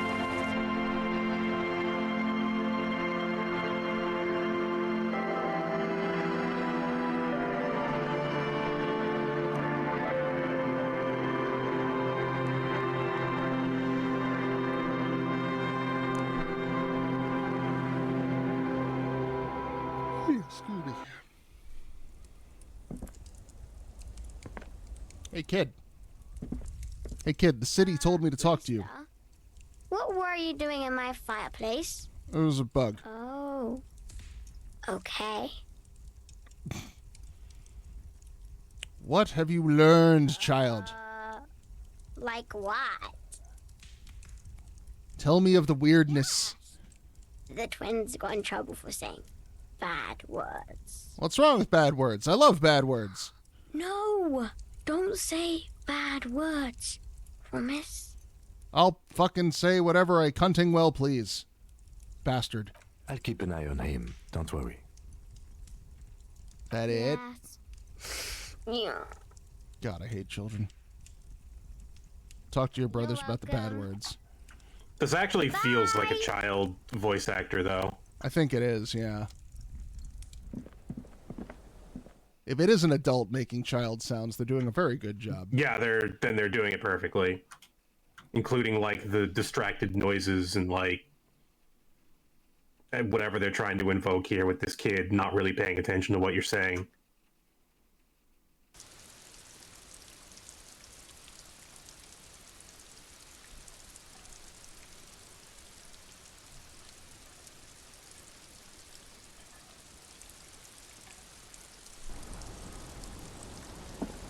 Hey, you. The scruffy-haired little boy kicks a stone while the other watches him do it. Is that your sister? Yes. Yes? Yes. That's it? You were just being laconic about it? Doesn't look like he knows what that means. I don't know what that means. Your sister told me you got in trouble for saying bad words. We had bad words and said them. I got in trouble. Bad words. Bad words. Okay, what happened? I just heard funny voices. We thought the voices were funny. We said what they said, and then we got in trouble. Where'd you hear them? On the radio, or...? What's that? We just heard them in our head. Could it be? Do their minds work in the same way? Voices from another self? Voices from a deeper self? Voices from early schizophrenia? Any family history of schizophrenia? Bad word? Imagine if you're a kid and it's like you just heard some things and repeat them. Now you don't know if any word's bad. Now you just probably stop talking entirely. That's what I would do. What words did you hear? It was like, it is time at last. My nasty speed reeks. Our brother man is about to grow up. Ty, what have you been doing? Tios, Big Boy Daniel single is here. Buckle up, cause this is the fastest track that you're ever gonna hear. Turn up the volume. Blow those speakers out. Now here's no. Don't say bad words, stupid. A word when you're done. The boy draws a jagged rock across the ground. It leaves a white scratch. Have you seen any bad people? What bad people? I don't think questioning 4-year-olds without their parents present is gonna crack the case. You must be Lillian's twins. Doesn't say anything, kicking the concrete with his worn-out sneaker. Lily's our mom. I already said that. The stone kicker laughs suddenly. His head is too large for his shoulders. The other one laughs as well. Maybe there's some kind of reason why they're laughing. An interesting reason, somehow tied to the case. What are you laughing about? The boy stops laughing and looks at his toes. Oh, okay. So now he's shy. Now he's not talking. Just wobbling around like he's afraid of something. You will never get an answer. That's how it is with these little idiots. Children are stupid. You're stupid. Okay, how about the policeman asks you something else? You're stupid. Okay, bye. A second ago, the first one was laughing. Now he's doing something. It looks like he's... I was hoping I could get into more of a petulant argument with children, but I guess not. We already had Kuno. There's no system to this. You're being random. You're stupid. The secrets of understanding the tongues of children have been lost to you a long time ago.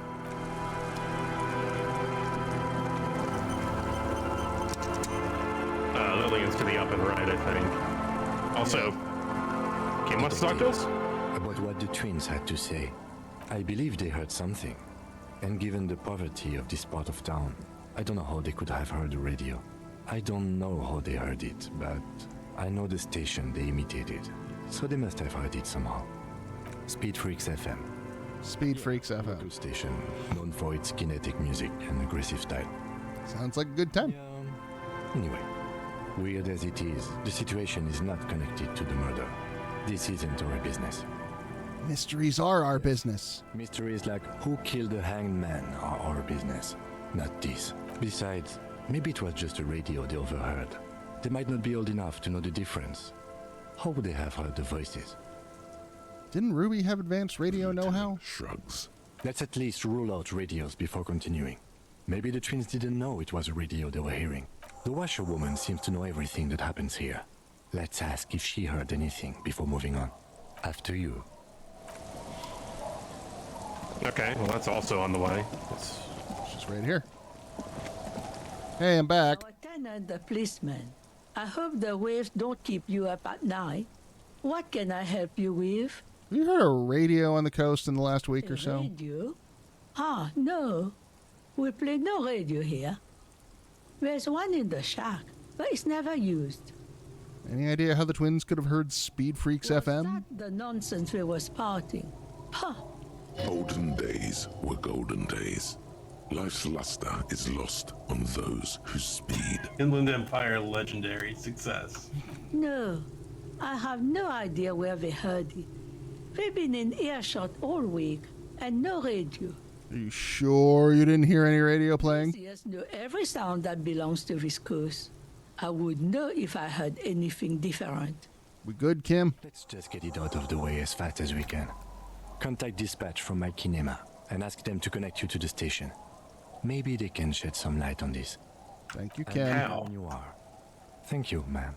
What are we gonna ask them? How did there be a radio in a place where no radio is? Up to the right. Excuse me, caller. What? Oh, right. Joyce moved her boat down here.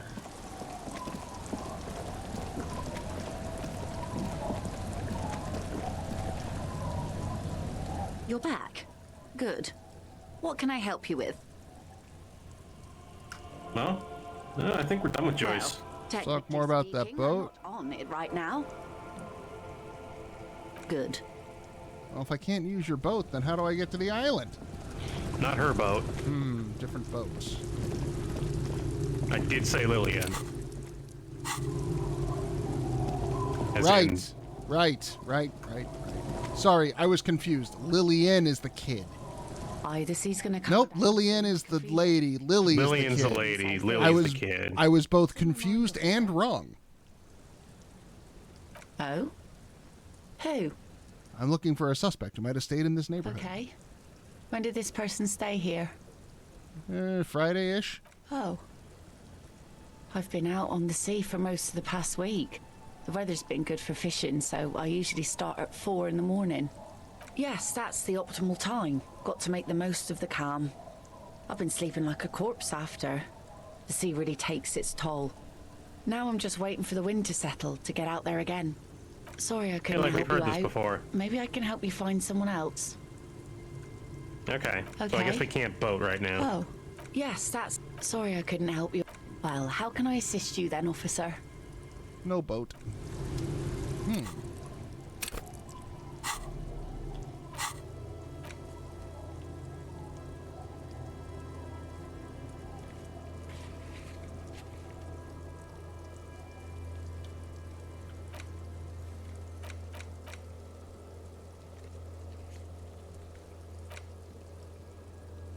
Call the radio station. Go back to the mural.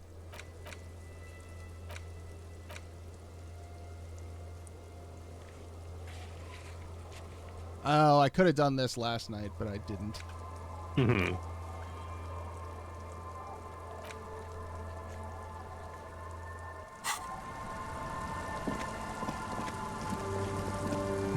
Well. Let's call the radio station then.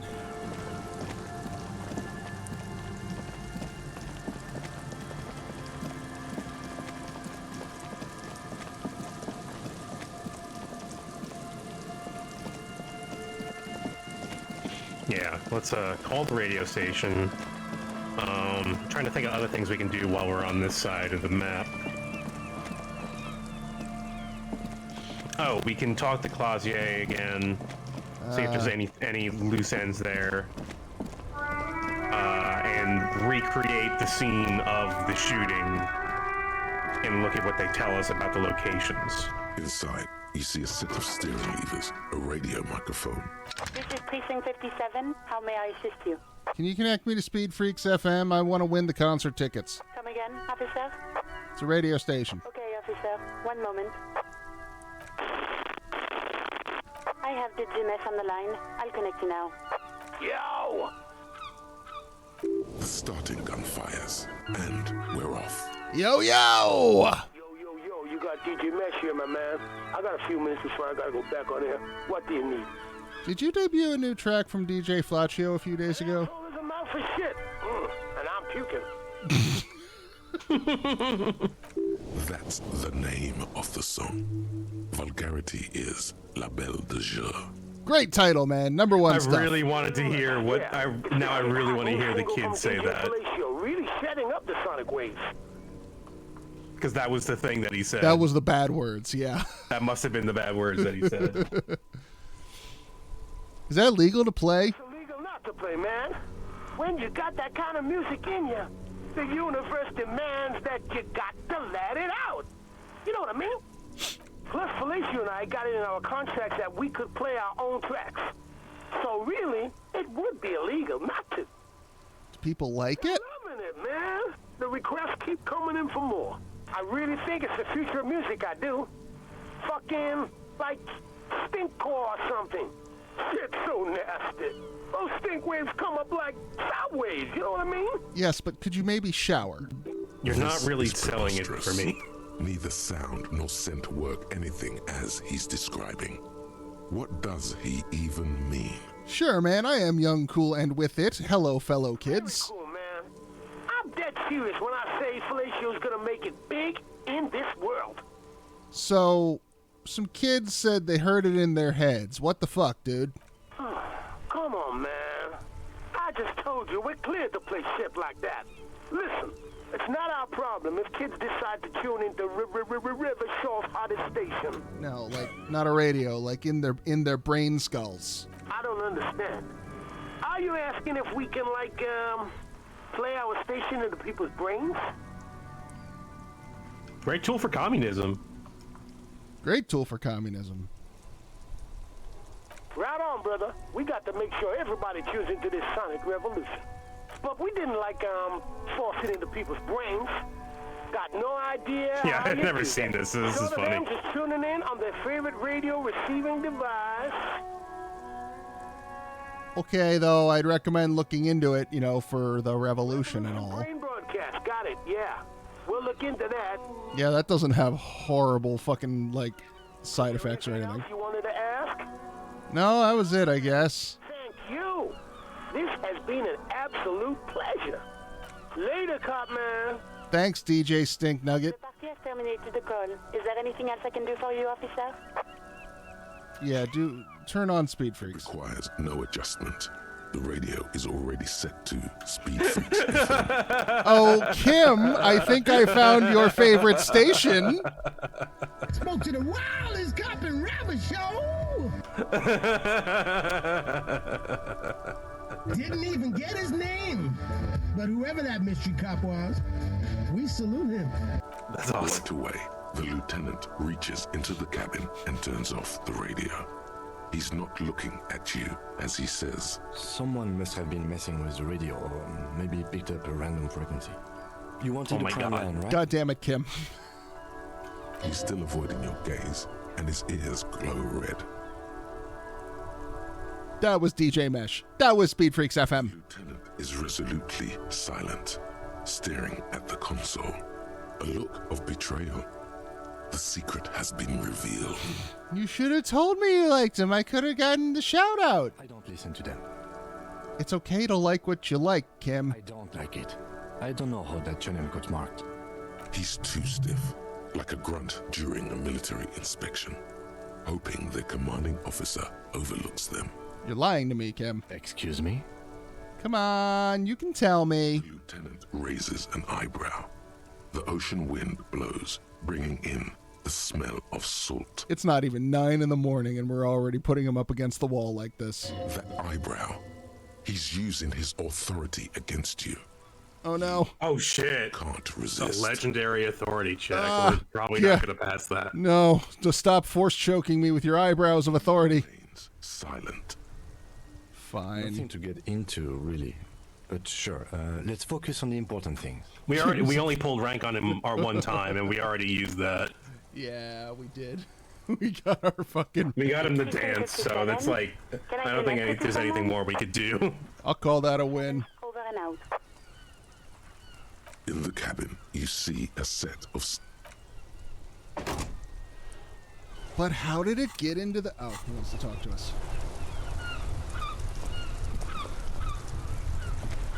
Okay, about that call, let's start from the top. There's no doubt that the twins heard Speed Freaks FM. I still don't know how without a radio, but they did. Spooky shit. But what does it mean? I don't know what it means. I mean, a weird voice in my head said talk to the kids, so... I don't think the voices in your head are related to this, no.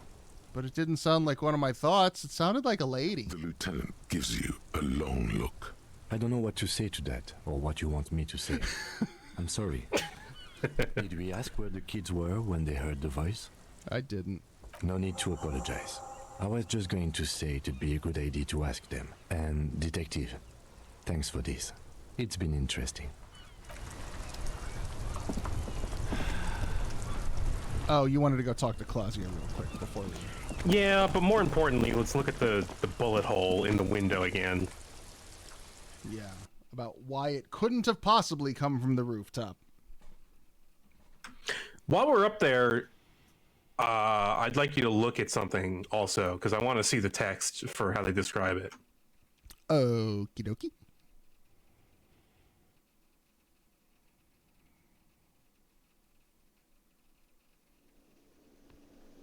Do you know where the peephole is? Yes. Can you show me where the peephole is? Yes.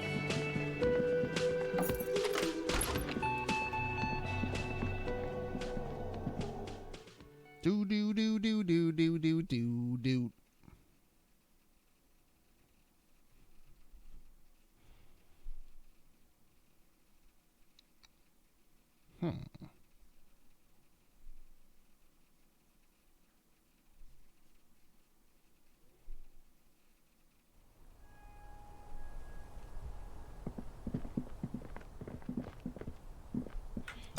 Yeah. Guard covered it up.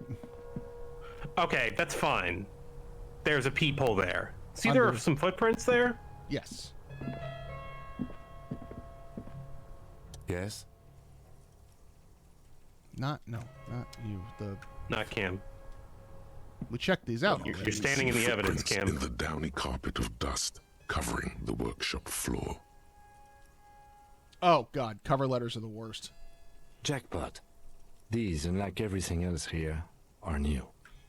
Study them. Study the Large prints, most likely made by Boots. The size is hard to determine. Sole could be bigger than Vamp. The soles have left a pattern, uniform, horizontal lines. Okay. Doesn't match Ruby's boots. There it is. Right. So this probably was Titus.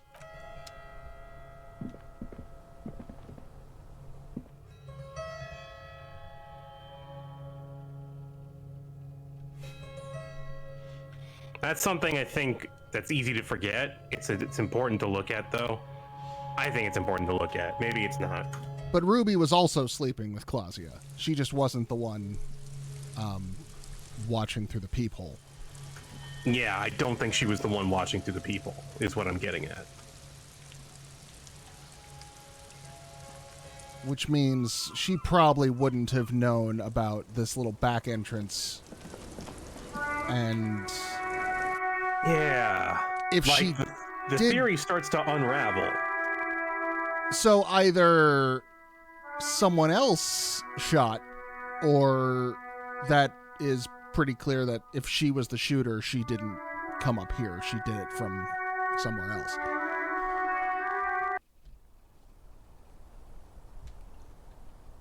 I believe this is how we do the recreation. Shapes. A man and a woman having sex, a ray of backward motion explodes from his mouth to the roof outside, A prime, to then widen into a radius of locations in Martinez, B prime, B double prime, and B triple prime. Let's see, the boardwalk. 700 meters away, the likeliest of these B positions, 20% chance. A skilled sniper could have made the shot, provided he had a safe sniper's nest, even with the light on inside. Oh, maybe he was inside the Feld electrical building. Distance, the perpetrator would have had to take wind direction into account. And then triple prime. 1 kilometer away, a point beyond the docks, on an islet in the bay. The fort is ruined, but the perpetrator may have found a stable spot on the beaches surrounding it, where the concrete crumbles into the sea, as you saw in the coin-operated viewer. Yeah. The shot would have been a small miracle, 5% likelihood. There is an extremely narrow field of view from the bay to the window, between Rue de Song. Okay.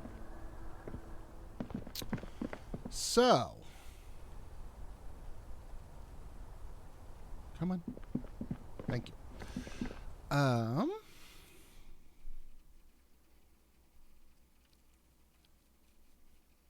I mean, the easy answer is find Ruby and ask her. Assuming she would be forthcoming. Can we go back to the electrical building? Yeah, there is another Shivers check. I'd have to Yeah. drop another point into Shivers, but that's fine. That's fine.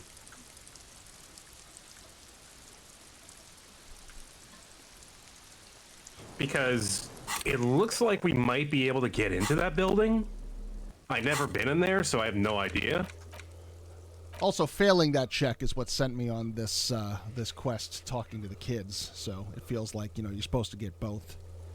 Oh, we should talk to Lillian's twins again. Oh, we can travel to the fisherman shacks. That's nice.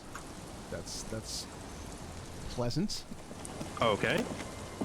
So, kids, where did you hear? Haired little boy kicks a stone. There. We were there. There it is. Ah, I knew it. Full circle. Like to. The boy turns the rock over in his hands. Hey, kids, what was the name of the song again? His brother.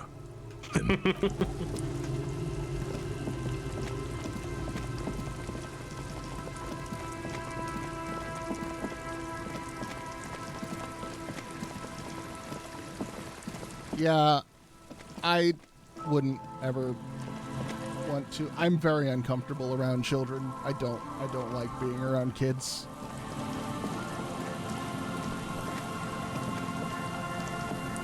Virtual or otherwise. I don't know, those kids are alright. They seem normal.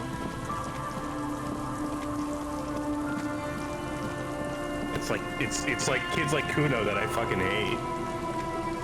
The once bright mural towers above you, saying, Feld Electrical. Encyclopedia Impossible. Tomorrow is just a whisper away. Well, it's a white check, so. Yeah. You know a lot about radio. 11. Enough to know you have no idea how or why those boys heard Speed Freaks FM in their heads. Knowledge like that isn't just obscure, it's unknowable. Dangerous theoretical facts like that are probably protected under the coalition government's Articles of Dominion, Title 14, Article 7C. While an expert might be able to suss it out on their own, a layman like you has no hope. You don't know how it happened, but the stores of your knowledge are vast, and there is something crucial in them. A nostril is a jizz hole for snot. You know where Ruby isn't. She isn't in the fishing village. She's not with her bullet under the floorboards in the shack. So where could she be? Land's End? You took in the sights there with Lillian. Ruby wasn't up the disused radio tower among the reeds or beneath the boardwalk. The alcoholics never mentioned seeing Ruby either. Idiot Doom Spiral gave an exhaustive account of recent events. but never mentioned seeing Ruby. You've searched the whole coast for Mirage Oh, traps, hey, Todd just Battles. as you Thanks for didn't that follow. find the Insulindian Phasmid. I think that might have been Toad You did not Battles. find her. Toad Battles. Thanks for that follow. Could be a toad named Todd. You've even entered the church, helped the ravers set up a nightclub, and overheard. We're coming dangerously close to actually doing our job. Point is, some criminals seek sanctuary from sacred buildings, though the sanctuary laws were abolished decades ago. But Ruby wasn't such a one. I really like how it's pulling together all of Everything you've done. Yeah, it from a gameplay perspective, it pulls all of the obscure, seemingly unrelated side quests to have, purpose for the main quest, but also it makes it you're culminating the knowledge of the city. Yeah, you've been all together. over this town. Yeah. The entire city is aside from the voice that we hear in the Shivers checks, the literal citizenry are all coming together to help you. And you do. It's a very nice feeling right now. Ruby dabbles in advanced radio theories. Ulan, the speed freak's mystery. It might just be related. Does that mean she's here? If she's here on the coast, she'll be here. And besides, something weird happened to the twins around here. It'd be nice to know what caused that. Another fact for your collection. Suddenly, there's a sigh carried on the molecules around you, moving, flowing from high pressure to low pressure, like that of a woman emptying her lungs. She wraps the collapsing stone box in front of you, in her breath, flowing through it. Where'd she go? The collapsed roof, flowing down a concrete staircase to the basement, sweeping away footprints in the dust on the stairs, and then the beach below the boardwalk, its winding tunnels, a whisper away. She's down there.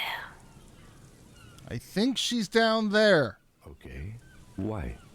The wind told me. How do we get in there? The doors were on the collapsed side of this building. They're gone, basically. Kick down the wall. Finally, my time to shine. Oh no, savoir-faire, no, please don't. There's a ladder next to the sign. Perhaps we can climb it. Perhaps you can climb them. We are not climbing anything. I'm 43 years old, and I plan to live to see 70. There has to be a way to use brute force. Climbing sounds unsafe. Brute force is safe. Look around and find something to break if the ladder fails. I would save your game, probably. I have a feeling. Rooftop. Yeah, that doesn't look good at all. Assess the situation. Between the remaining rungs are rather wide. You'd have to use the mounting brackets. However, they seem corroded and the peeling rust is razor sharp. In addition, the first rung is going to be tough to reach. It's what, 3 meters above the ground? And you're 180? 190. I'm a giant. Okay. This is all muscle. This is power. Collapsing and the wind gets pretty brutal up there. Dismounting from the ladder is going to be hard. Perhaps if you were to not climb the ladder. Instead, what if you were to do something more subtle? Subtle is not a word I know the definition of. Reconceptualize climbing the ladder. Astral projection. Be open-minded about this. What if I just teleport? Teleportation is not a thing. Teleportation is a thing. It just needs a bit of concentration. Let's say teleportation is a thing. Wouldn't you need some kind of scientific apparatus to create a teleportation field? You can't just do it without apparatus. I have the power of my plasm. What are they talking about? Teleportation, Mikhail. It's generally thought impossible. It won't hurt to try. Yes, it could hurt. A lot. Well? It's not an undoable check. All you need to do is close your eyes and concentrate. Darkness enfolds you. You can feel the distance between the bench and the first rung of the ladder. All you need to is... Do it! Zoot, zap, pow, crinkle. It's like magic. You feel yourself disappear. Your atoms fading out of existence. Anyone ever play Fahrenheit? Mystical superpowers appearing in the third act? Let's go! Oh my god, I can't believe it. Bang! You find yourself on the roof. Oh my fucking god! I did it, Kim! Kim, I teleported! I just saw you climb the ladder. You just climbed it like a regular person.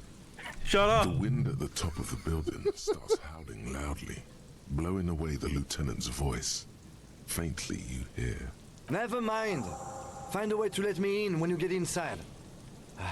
Don't go adventuring without backup, especially if we think the suspect may be hiding here.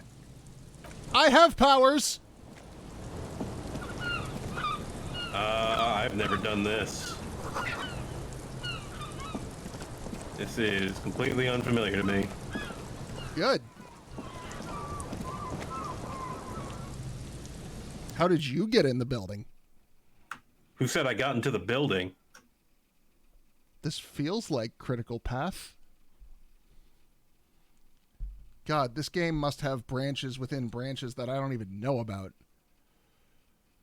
Am I done with everything else? I'm pretty well done. I mean, there's definitely things I've, like, locked out, but... Kim just said he closed his eyes and clapped. No, I teleported. I have powers. I'd say we're pretty good. We're ready to move on with the next phase of the game. With the amount of detail I would like to go Hang into on. the... There's something on the floor there. Might be time for an extra hard save. Yeah, okay, let's do that. Yeah, because, like, there's definitely stuff I've missed, but it would require, like, what I would want to do would require starting over with a different build, making entirely different choices, and...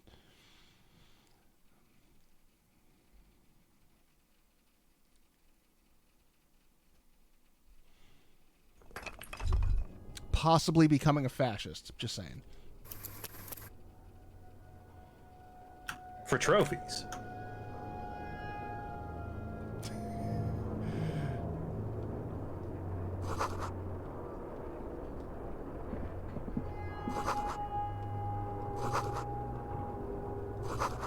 You should take out your flashlight.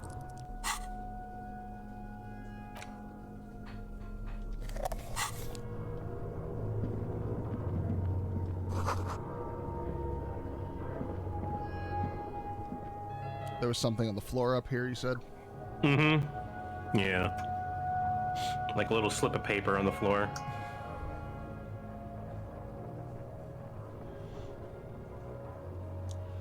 I've burned through a good chunk of my drugs. I used up all of my painkillers. I have some speed. I have a shit ton of that, like, anti-irradiation stuff.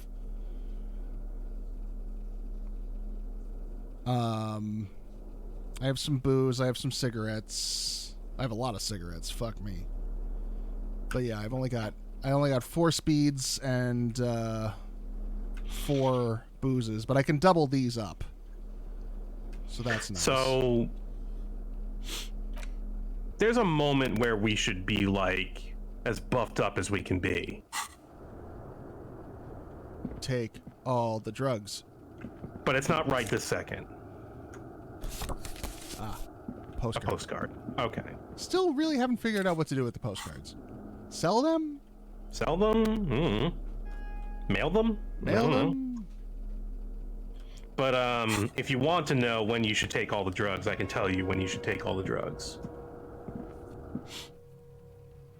I imagine it'll be when the fucking mercenaries kick down the door and start shooting everyone. That could be it. There's nothing more depressing than a man in the depths of an ether binge.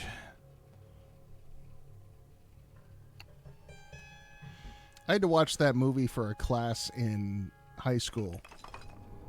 And it was... Which movie? Fear and Loathing in Las Vegas. Okay, that's what I would have guessed, but I don't know why. Well, there's nothing more depressing than a man in the depths of an ether binge as part of that big opening monologue.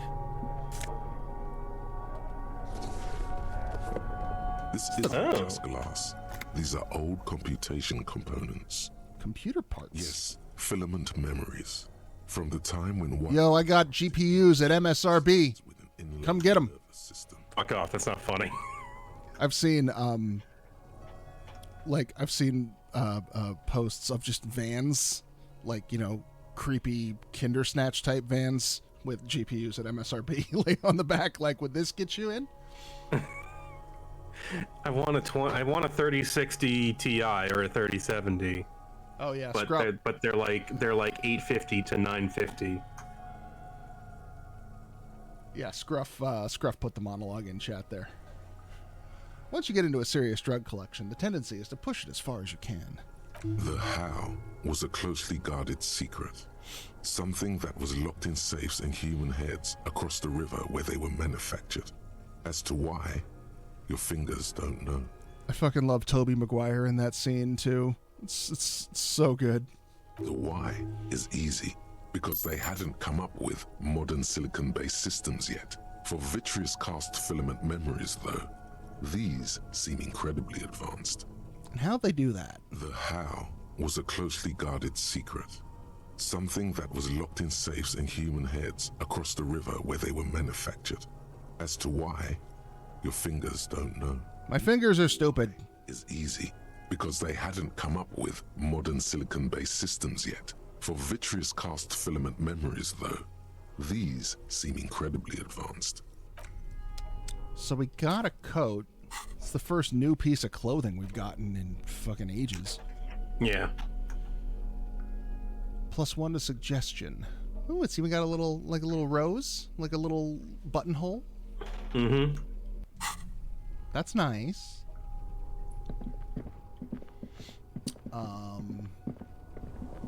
Oh, hi. Sorry, Kim. 2 rusty metal plates that slide apart form a crude door. It's been here under the boardwalk for a while. Who's there? Who's there? It's me, Kim. Stop playing around and help me get the door open. Okay. I suppose I could just carry on with the case and leave Kim outside. To be on rails, but they've got. That would probably not make him happy. Grab a side. Yeah, we should have him around for this, I think. Open. With the help of your partner, the 2 metal panels slide open with a creak. Huh. I hope no one dangerous heard that. How did you even get there? After you climbed up to the roof, you mean? There's a man teleported under the boardwalk. After I teleported onto the roof. The storm drain. It was easy to miss before. He's quite proud of himself. So pedestrian. Yes. It's cool to risk your life climbing rickety ladders. Anyway, let's investigate these passages. It is cool. I'm cool. Was that a fade out? It was. What was that? I think it. Well, because on one side of it, Kim wasn't in our party, and on the other side, he had come back in. I don't know if they had to do something to. It was transition to Yeah, I don't know what Kim is they now would have been following you. hiding in that fade, but that's what it looked like. Ooh. So have we done a save? I did. Let's do another one now that we have Kim, though. Nah, fuck it. Let's keep one before Kim, just in case.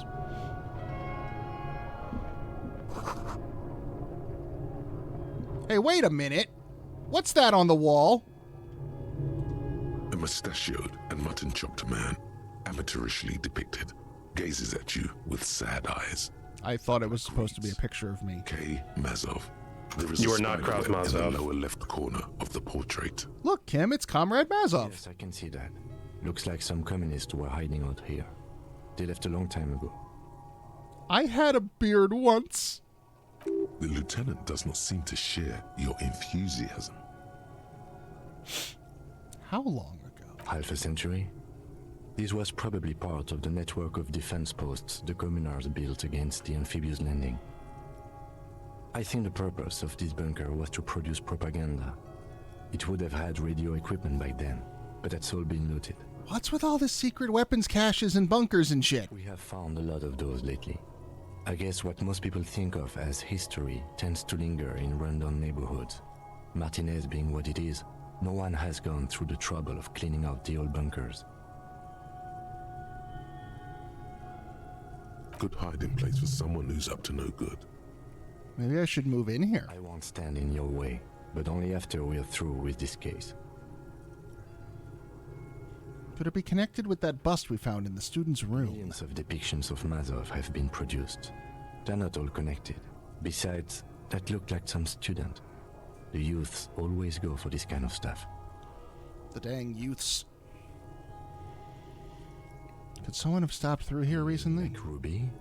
No, I think we've stumbled on a piece of history. Years worth of dust is shaken off. The full head of hair matched by an ample moustache and sideburns. I used to have a full head of hair matched by an ample moustache and sideburns. Someone crouches, heels digging into wet sand. Hands sweep across the sand. Grains sticking to the frayed skin of the fingertips. An old man sits on a slab of concrete and taps his fingers against the glass of a scope. You shudder. I will never shave again.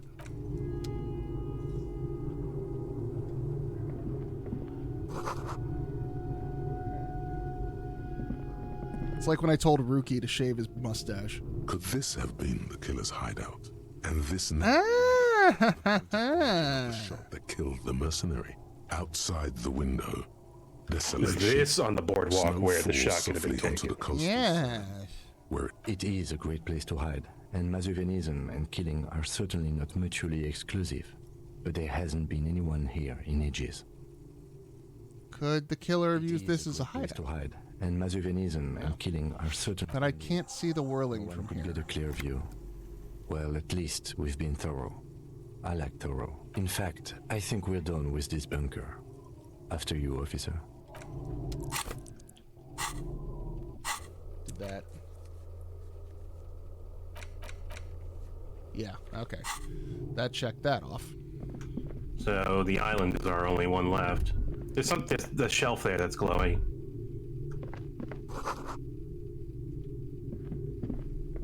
Yeah, that shelf right there. Drugs? Ba ba ba ba. Or however the hell that song goes. +1 to Masovian social economics, friendly neighborhood communard. He's my new hat. This hat is so soft, so warm. It wraps around your head, and your mind tingles with all manner of socio-economic theory. It's an Ushanka, right? Kraz Mazov would have worn this Ushanka. Mazov knew where to cook those thoughts. That's why it bears a Mazovian logo. Glory to the revolution, comrade. Whether you like it or not, wearing this hat has made you more communist. Woo!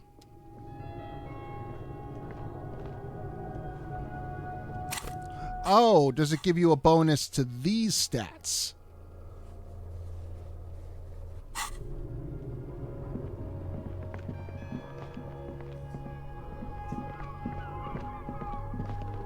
All right, what have we got up this way? Boot prints in the sand. One of the souls appears more worn than the other. Check that shit. We coming, Ruby.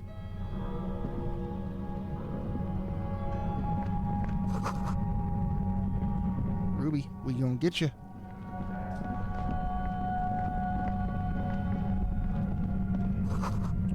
The buzzing is louder. There it is again, like a swarm of hornets buzzing under your scalp. A strange tingling you can almost smell. Lieutenant, do you feel something? No. What do you mean? A ghost? Either way, we ought to be careful. There were footprints back there, and I'm pretty sure they were fresh. Yeah, footprints with the wire right sole worn smooth. If she's in here, we need to plan our next step carefully. What do you mean? To detain a credible suspect. Who knows what the Union and the Wild Pines will do? We'll set in motion events we have no control over.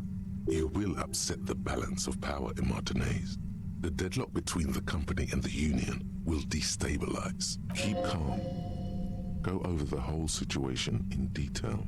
Well, we found out about Everett's plan to take over the harbor. To your judgment. You already know what I think about cross-pollinating information like this. It's dangerous, but... He just can't be sure. Maybe it will yield something useful. How bad could it get? We are not responsible for what we can't predict, are we? I don't think the entire city will be razed to the ground. If you can't predict it, there's nothing you could have done. What do you think is waiting for us over here? Cavern. Maybe more cellars? I think we've been careful enough. We still have the element of surprise. I wouldn't be so sure. You haven't exactly been sneaking. Or maybe not. Either way, once we go deeper, there will be no turning back.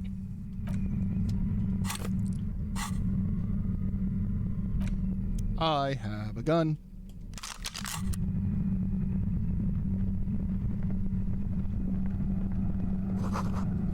Yes, a big sign that says point of no return. Ooh. Polar animal. Fluffy jacket. +1 to composure, +1 to shivers. I like fluffy jackets, and it goes well with my hat. Yeah. Yeah, might as well save again. Oh, not that save. Different save.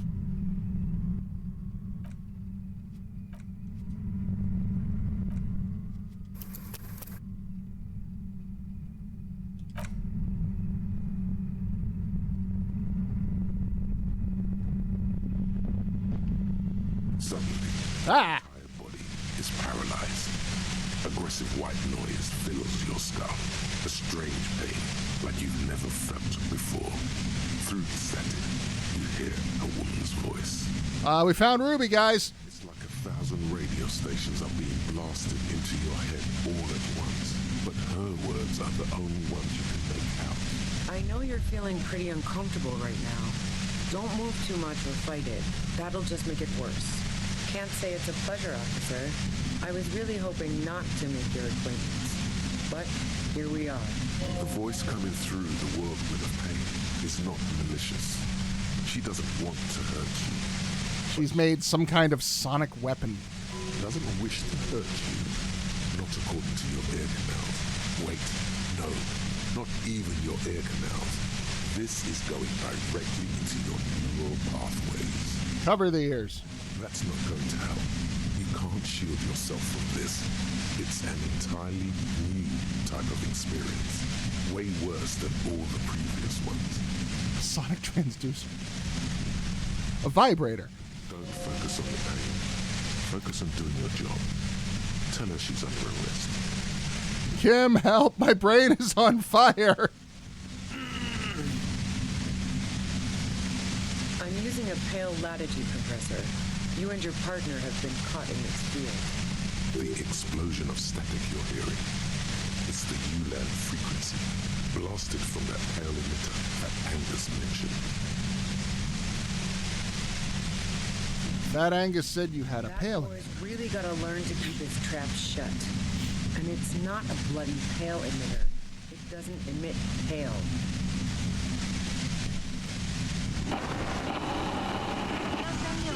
Oh, good, it's a number station. Right behind you, officer. A pale latitude compressor is used to sort of make the pale more manageable. With a lot of these, you can force a radio signal grid on the pale, literally crunch the distance across it. Signals are relayed across a series of repeater stations fixed to buoys. Not a fun job manning those stations. All alone out there in the pale, people lose their minds in just a few years. So, what we are experiencing is a concentration of radio waves. Precisely. This is an industrial strength paraboloid. It's meant for forcing dimensions on something that doesn't have them. Needless to say, the frequencies used are out of this world. That's all very fascinating. Could we turn it off, please? The upper limit is the large prime number generator station. It's used specifically for pale latitude compression. That's why you may be hearing some numbers. But you might also hear, or think you're hearing, local radio chatter. This must be how the twins heard the radio in their heads. They must have been standing by when she tested it. She's been holed up in here for a while with no one to talk to. Keep her talking, and you just might get an opportunity to break loose. This is all great, but what about the dead guy? Let's not talk about that shit. You were hunting me and fell into my trap instead. That's all there is to say about it. So she thinks of you as hunters, not the cops, and of herself merely as prey. Will this be forever? Once I shut down the compressor, the pain will end. It may take a few minutes for you to steady yourself, though. It's a bit like waking out of a very confusing dream. Have you ever done this? Yeah, I stuck my head in there before using it on you. It seemed like the ethical thing to do. Can't say that I enjoyed it. The field was weaker, but I can imagine what you're going through. Where'd you get this thing from? That's illegal. I'm guessing it's patented. But we are beyond that. Oh yeah. Way beyond. Could you just turn the thing off, please? Something really important to say. You can do it through the white noise.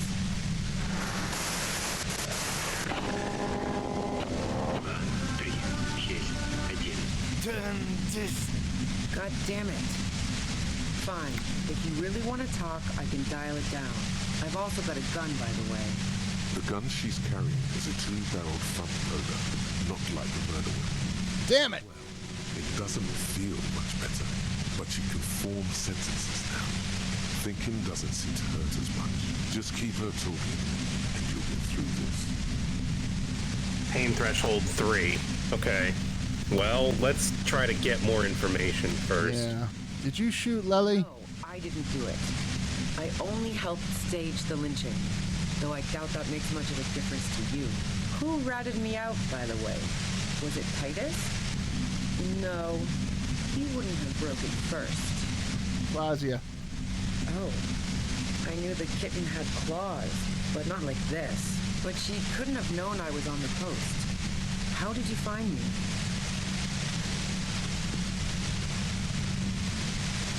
Titus told me. It took some convincing. Took some convincing my ass. And those guys liked me, I know it. This is what happens to people whom people like. A dull despair is creeping into her voice. How the fuck do the rest of you get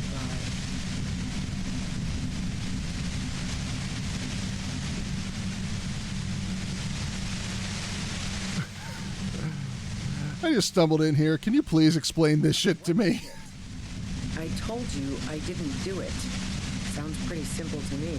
A strong moral compass. She still wants the opportunity to make a case for herself. Would you say that Lely was a likable person? I didn't like him. Hardened mercenaries aren't particularly likable types. Well, maybe he had a way with women. I think I was envious of his conquests?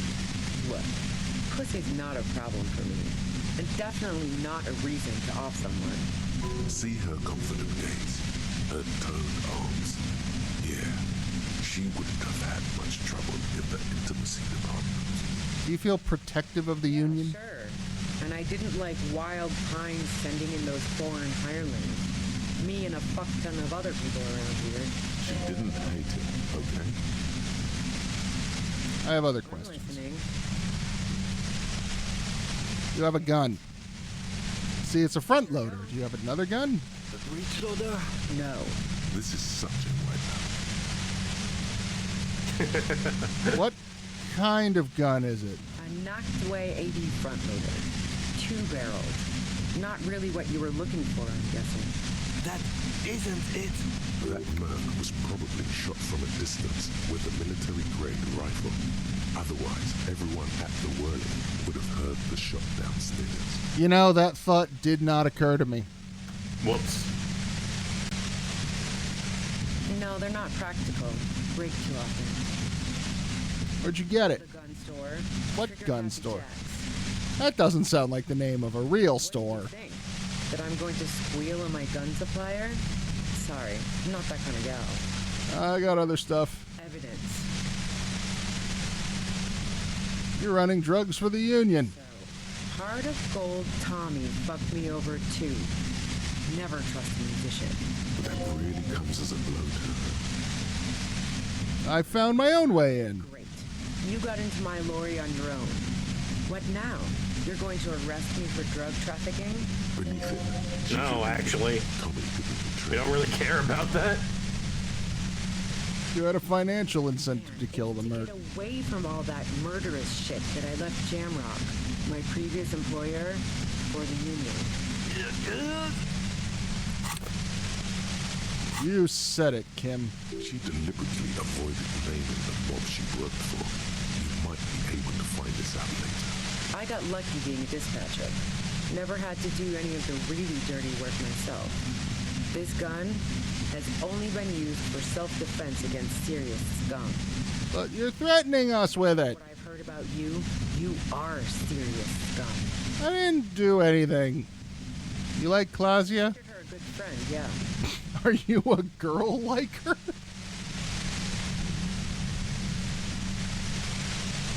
I gotta see what happens. What the hell, man? Yeah, why not? I've gotten worse. He's keeping one of your hobbies? Girl like her? There's a whole... And yeah, she doesn't know. If I want to stare at a pretty girl, I can pick one up at a bar. Or, worst case scenario, look at a naughty photo. Who has time to go skulking about the whirling, drilling holes in walls? She looks like your type. She's everyone's type. She's your type.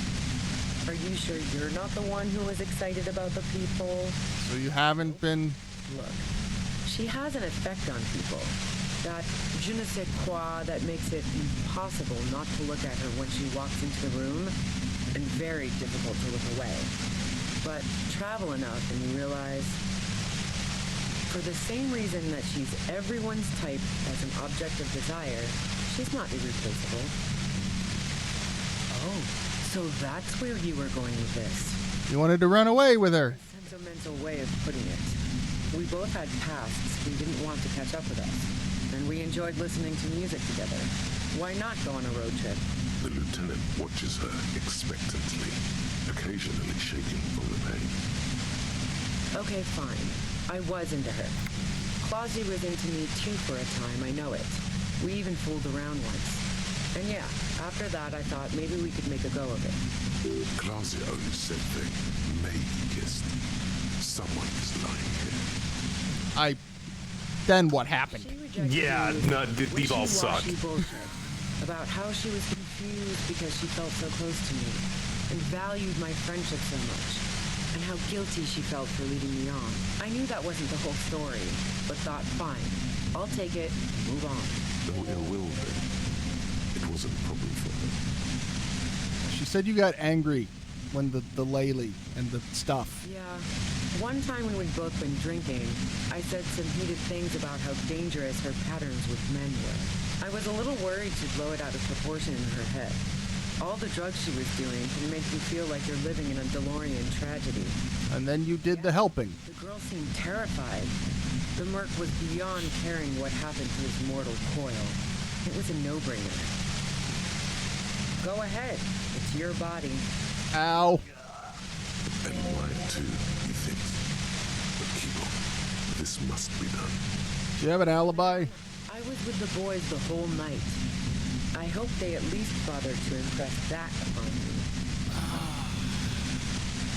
There were 10 minutes we couldn't account for. Yeah, but that... People would have heard the shot, so it couldn't have been her.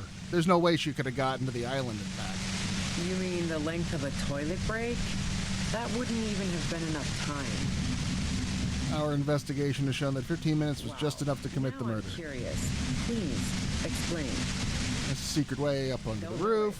But also, the shot couldn't have come from the roof, or we would have all heard it downstairs. She has a point there. No one mentioned. It's funny how that never came up before. You've got to lay something better on her. Do you like to hang out on rooftops? Oh, you probably mean Claudia's rooftop. Sure, I've hung out there. She's got this great antenna. Is that the only reason? Pretty bomb, too. But you might say the antenna was the main attraction there, yeah. So what's so great about her antenna? I used it to tune into RCM frequencies. That's how I knew to be prepared for your arrival. So you didn't do it? Yes, I'm sure. And anyway, as I said before, the shot had to have come from afar. Crap. All right, let's take a step back. More questions before doing anything. Okay.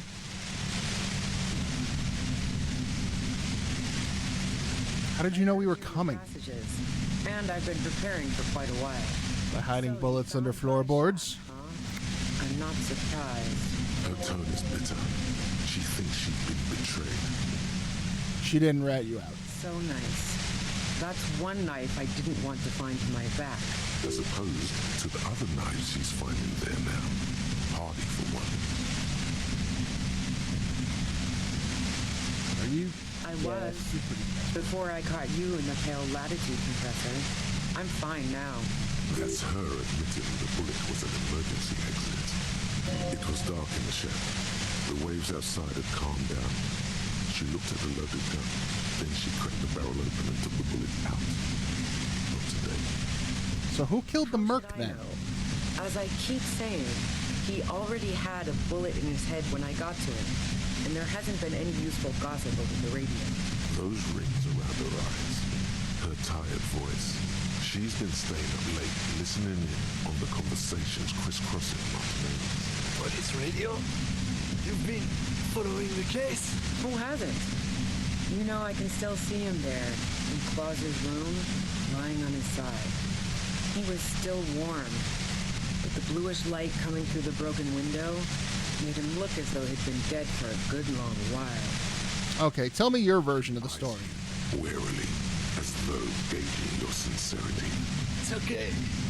We just want to... All right, don't kill yourself over it. I was shooting the shit with Hardy and the boys over a few beers, like always. Then Klasha comes... I admit, for such a major character, Ruby's voice actor is not really thrilling me here. She sounds very casual. Trying to steady her nerves. So I grab a seat next to her. So did she also seem high? Oh yeah, super. But I didn't think too much of it at first. I'd seen her party hard before. This woman has seen people OD. Glacia wasn't quite there yet. So what? So what was wrong? No, I really didn't. She's not that easy to read. I just assumed she'd done too much blow. It wouldn't be a first for her. But no such luck. She was in some deep shit. She asked me to come upstairs. The merc she'd been going with was lying on the bedroom floor, dead.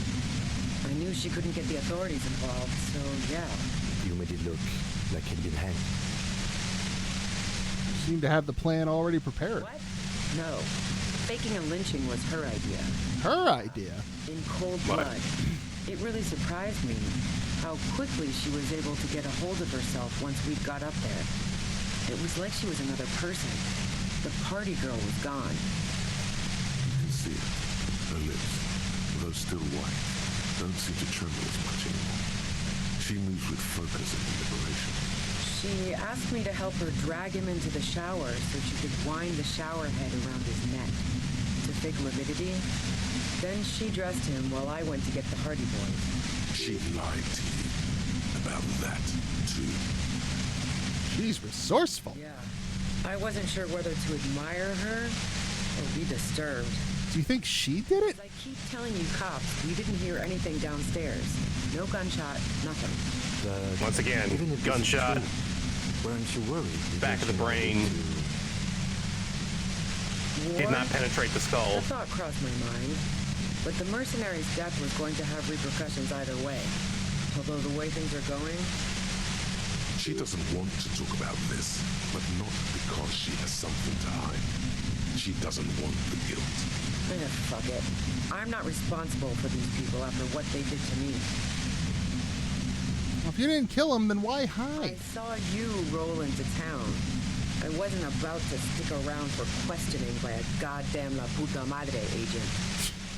What do you mean, La Puta Madre? Yes, you. Everyone says you're his peon, his human can opener. Oh shit. I have drugs. In your head, you hear the lieutenant mumble something. We've heard about this person before.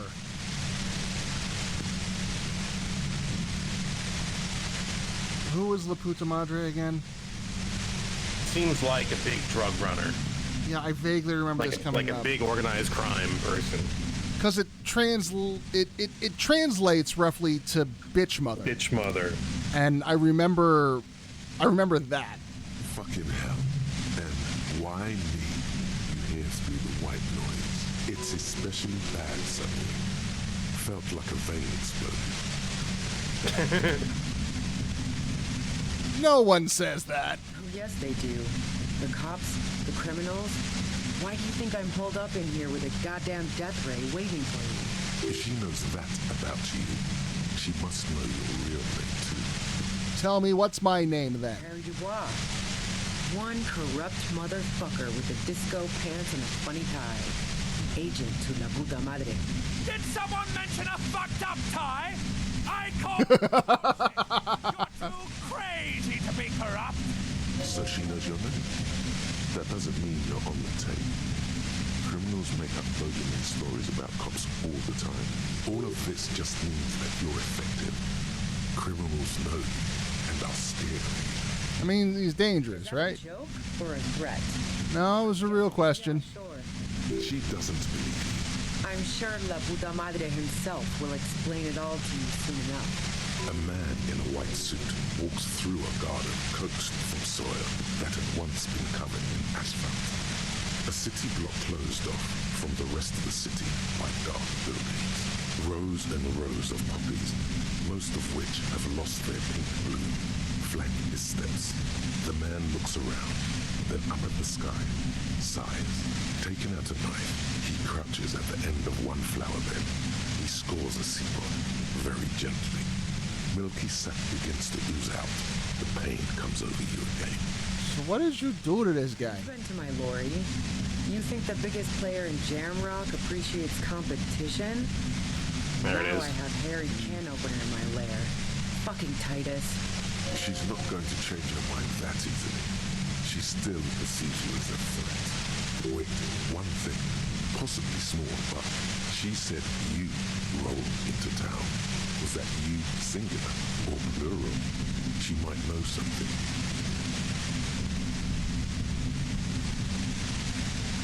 When I came to town, was there anyone with me? You had your death squad with you. What happened to them anyway? Who was in the Well, it squad? wasn't this scrawny dude. You had 2 guys and a lady.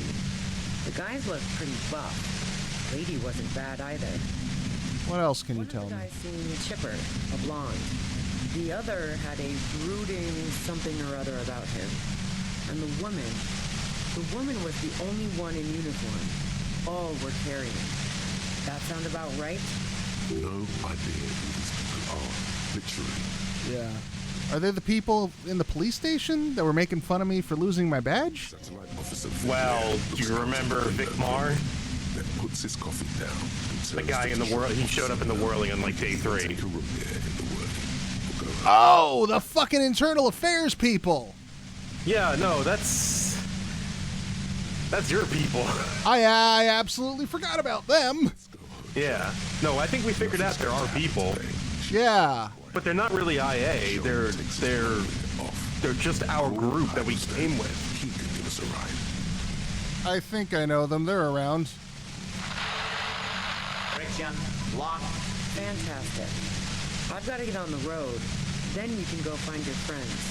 Unless you have anything pressing to ask me. Anything about the bunker next door? Some comrades stopped through. Anything about it. No one's been around since I set up camp.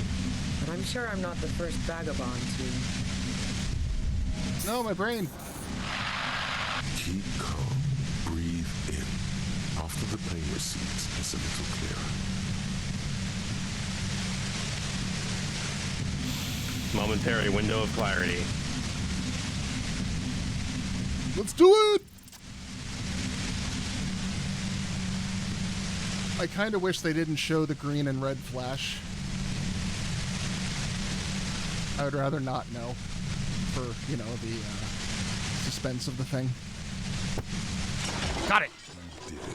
The compressor lies broken on its side. It's quiet in your head again. See them fireworks, Kim? She looks at the machine, assessing the damage. Her hand trembles. Oh, fuck it. No! No, no, no, no. Uh-oh.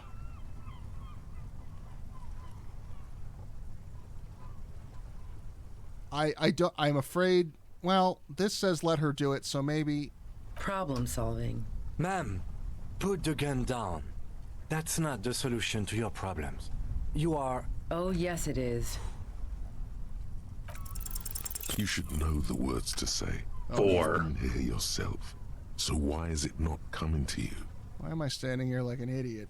Because you've been going around pointing a gun at yourself, trying to answer the same question in vain. Her finger squeezes the trigger now. She doesn't deserve that, No, though. wait. Finally, it comes to you. A way to connect with her. Yeah, I've been let down by women, too. God damn it. She flashes you an incredulous grin. Then she exhales sharply, shakes her head, and pulls the trigger. You watch as her brains trickle out through her neon hair. Oh, shit. Fuck. Our job. It went really bad. And now we need to clean it up. She died. How can he be so cold? All right. I can't linger on this. What do we do now? It may take days for processing to pick up her body. We need to move it somewhere. That tent there. Well...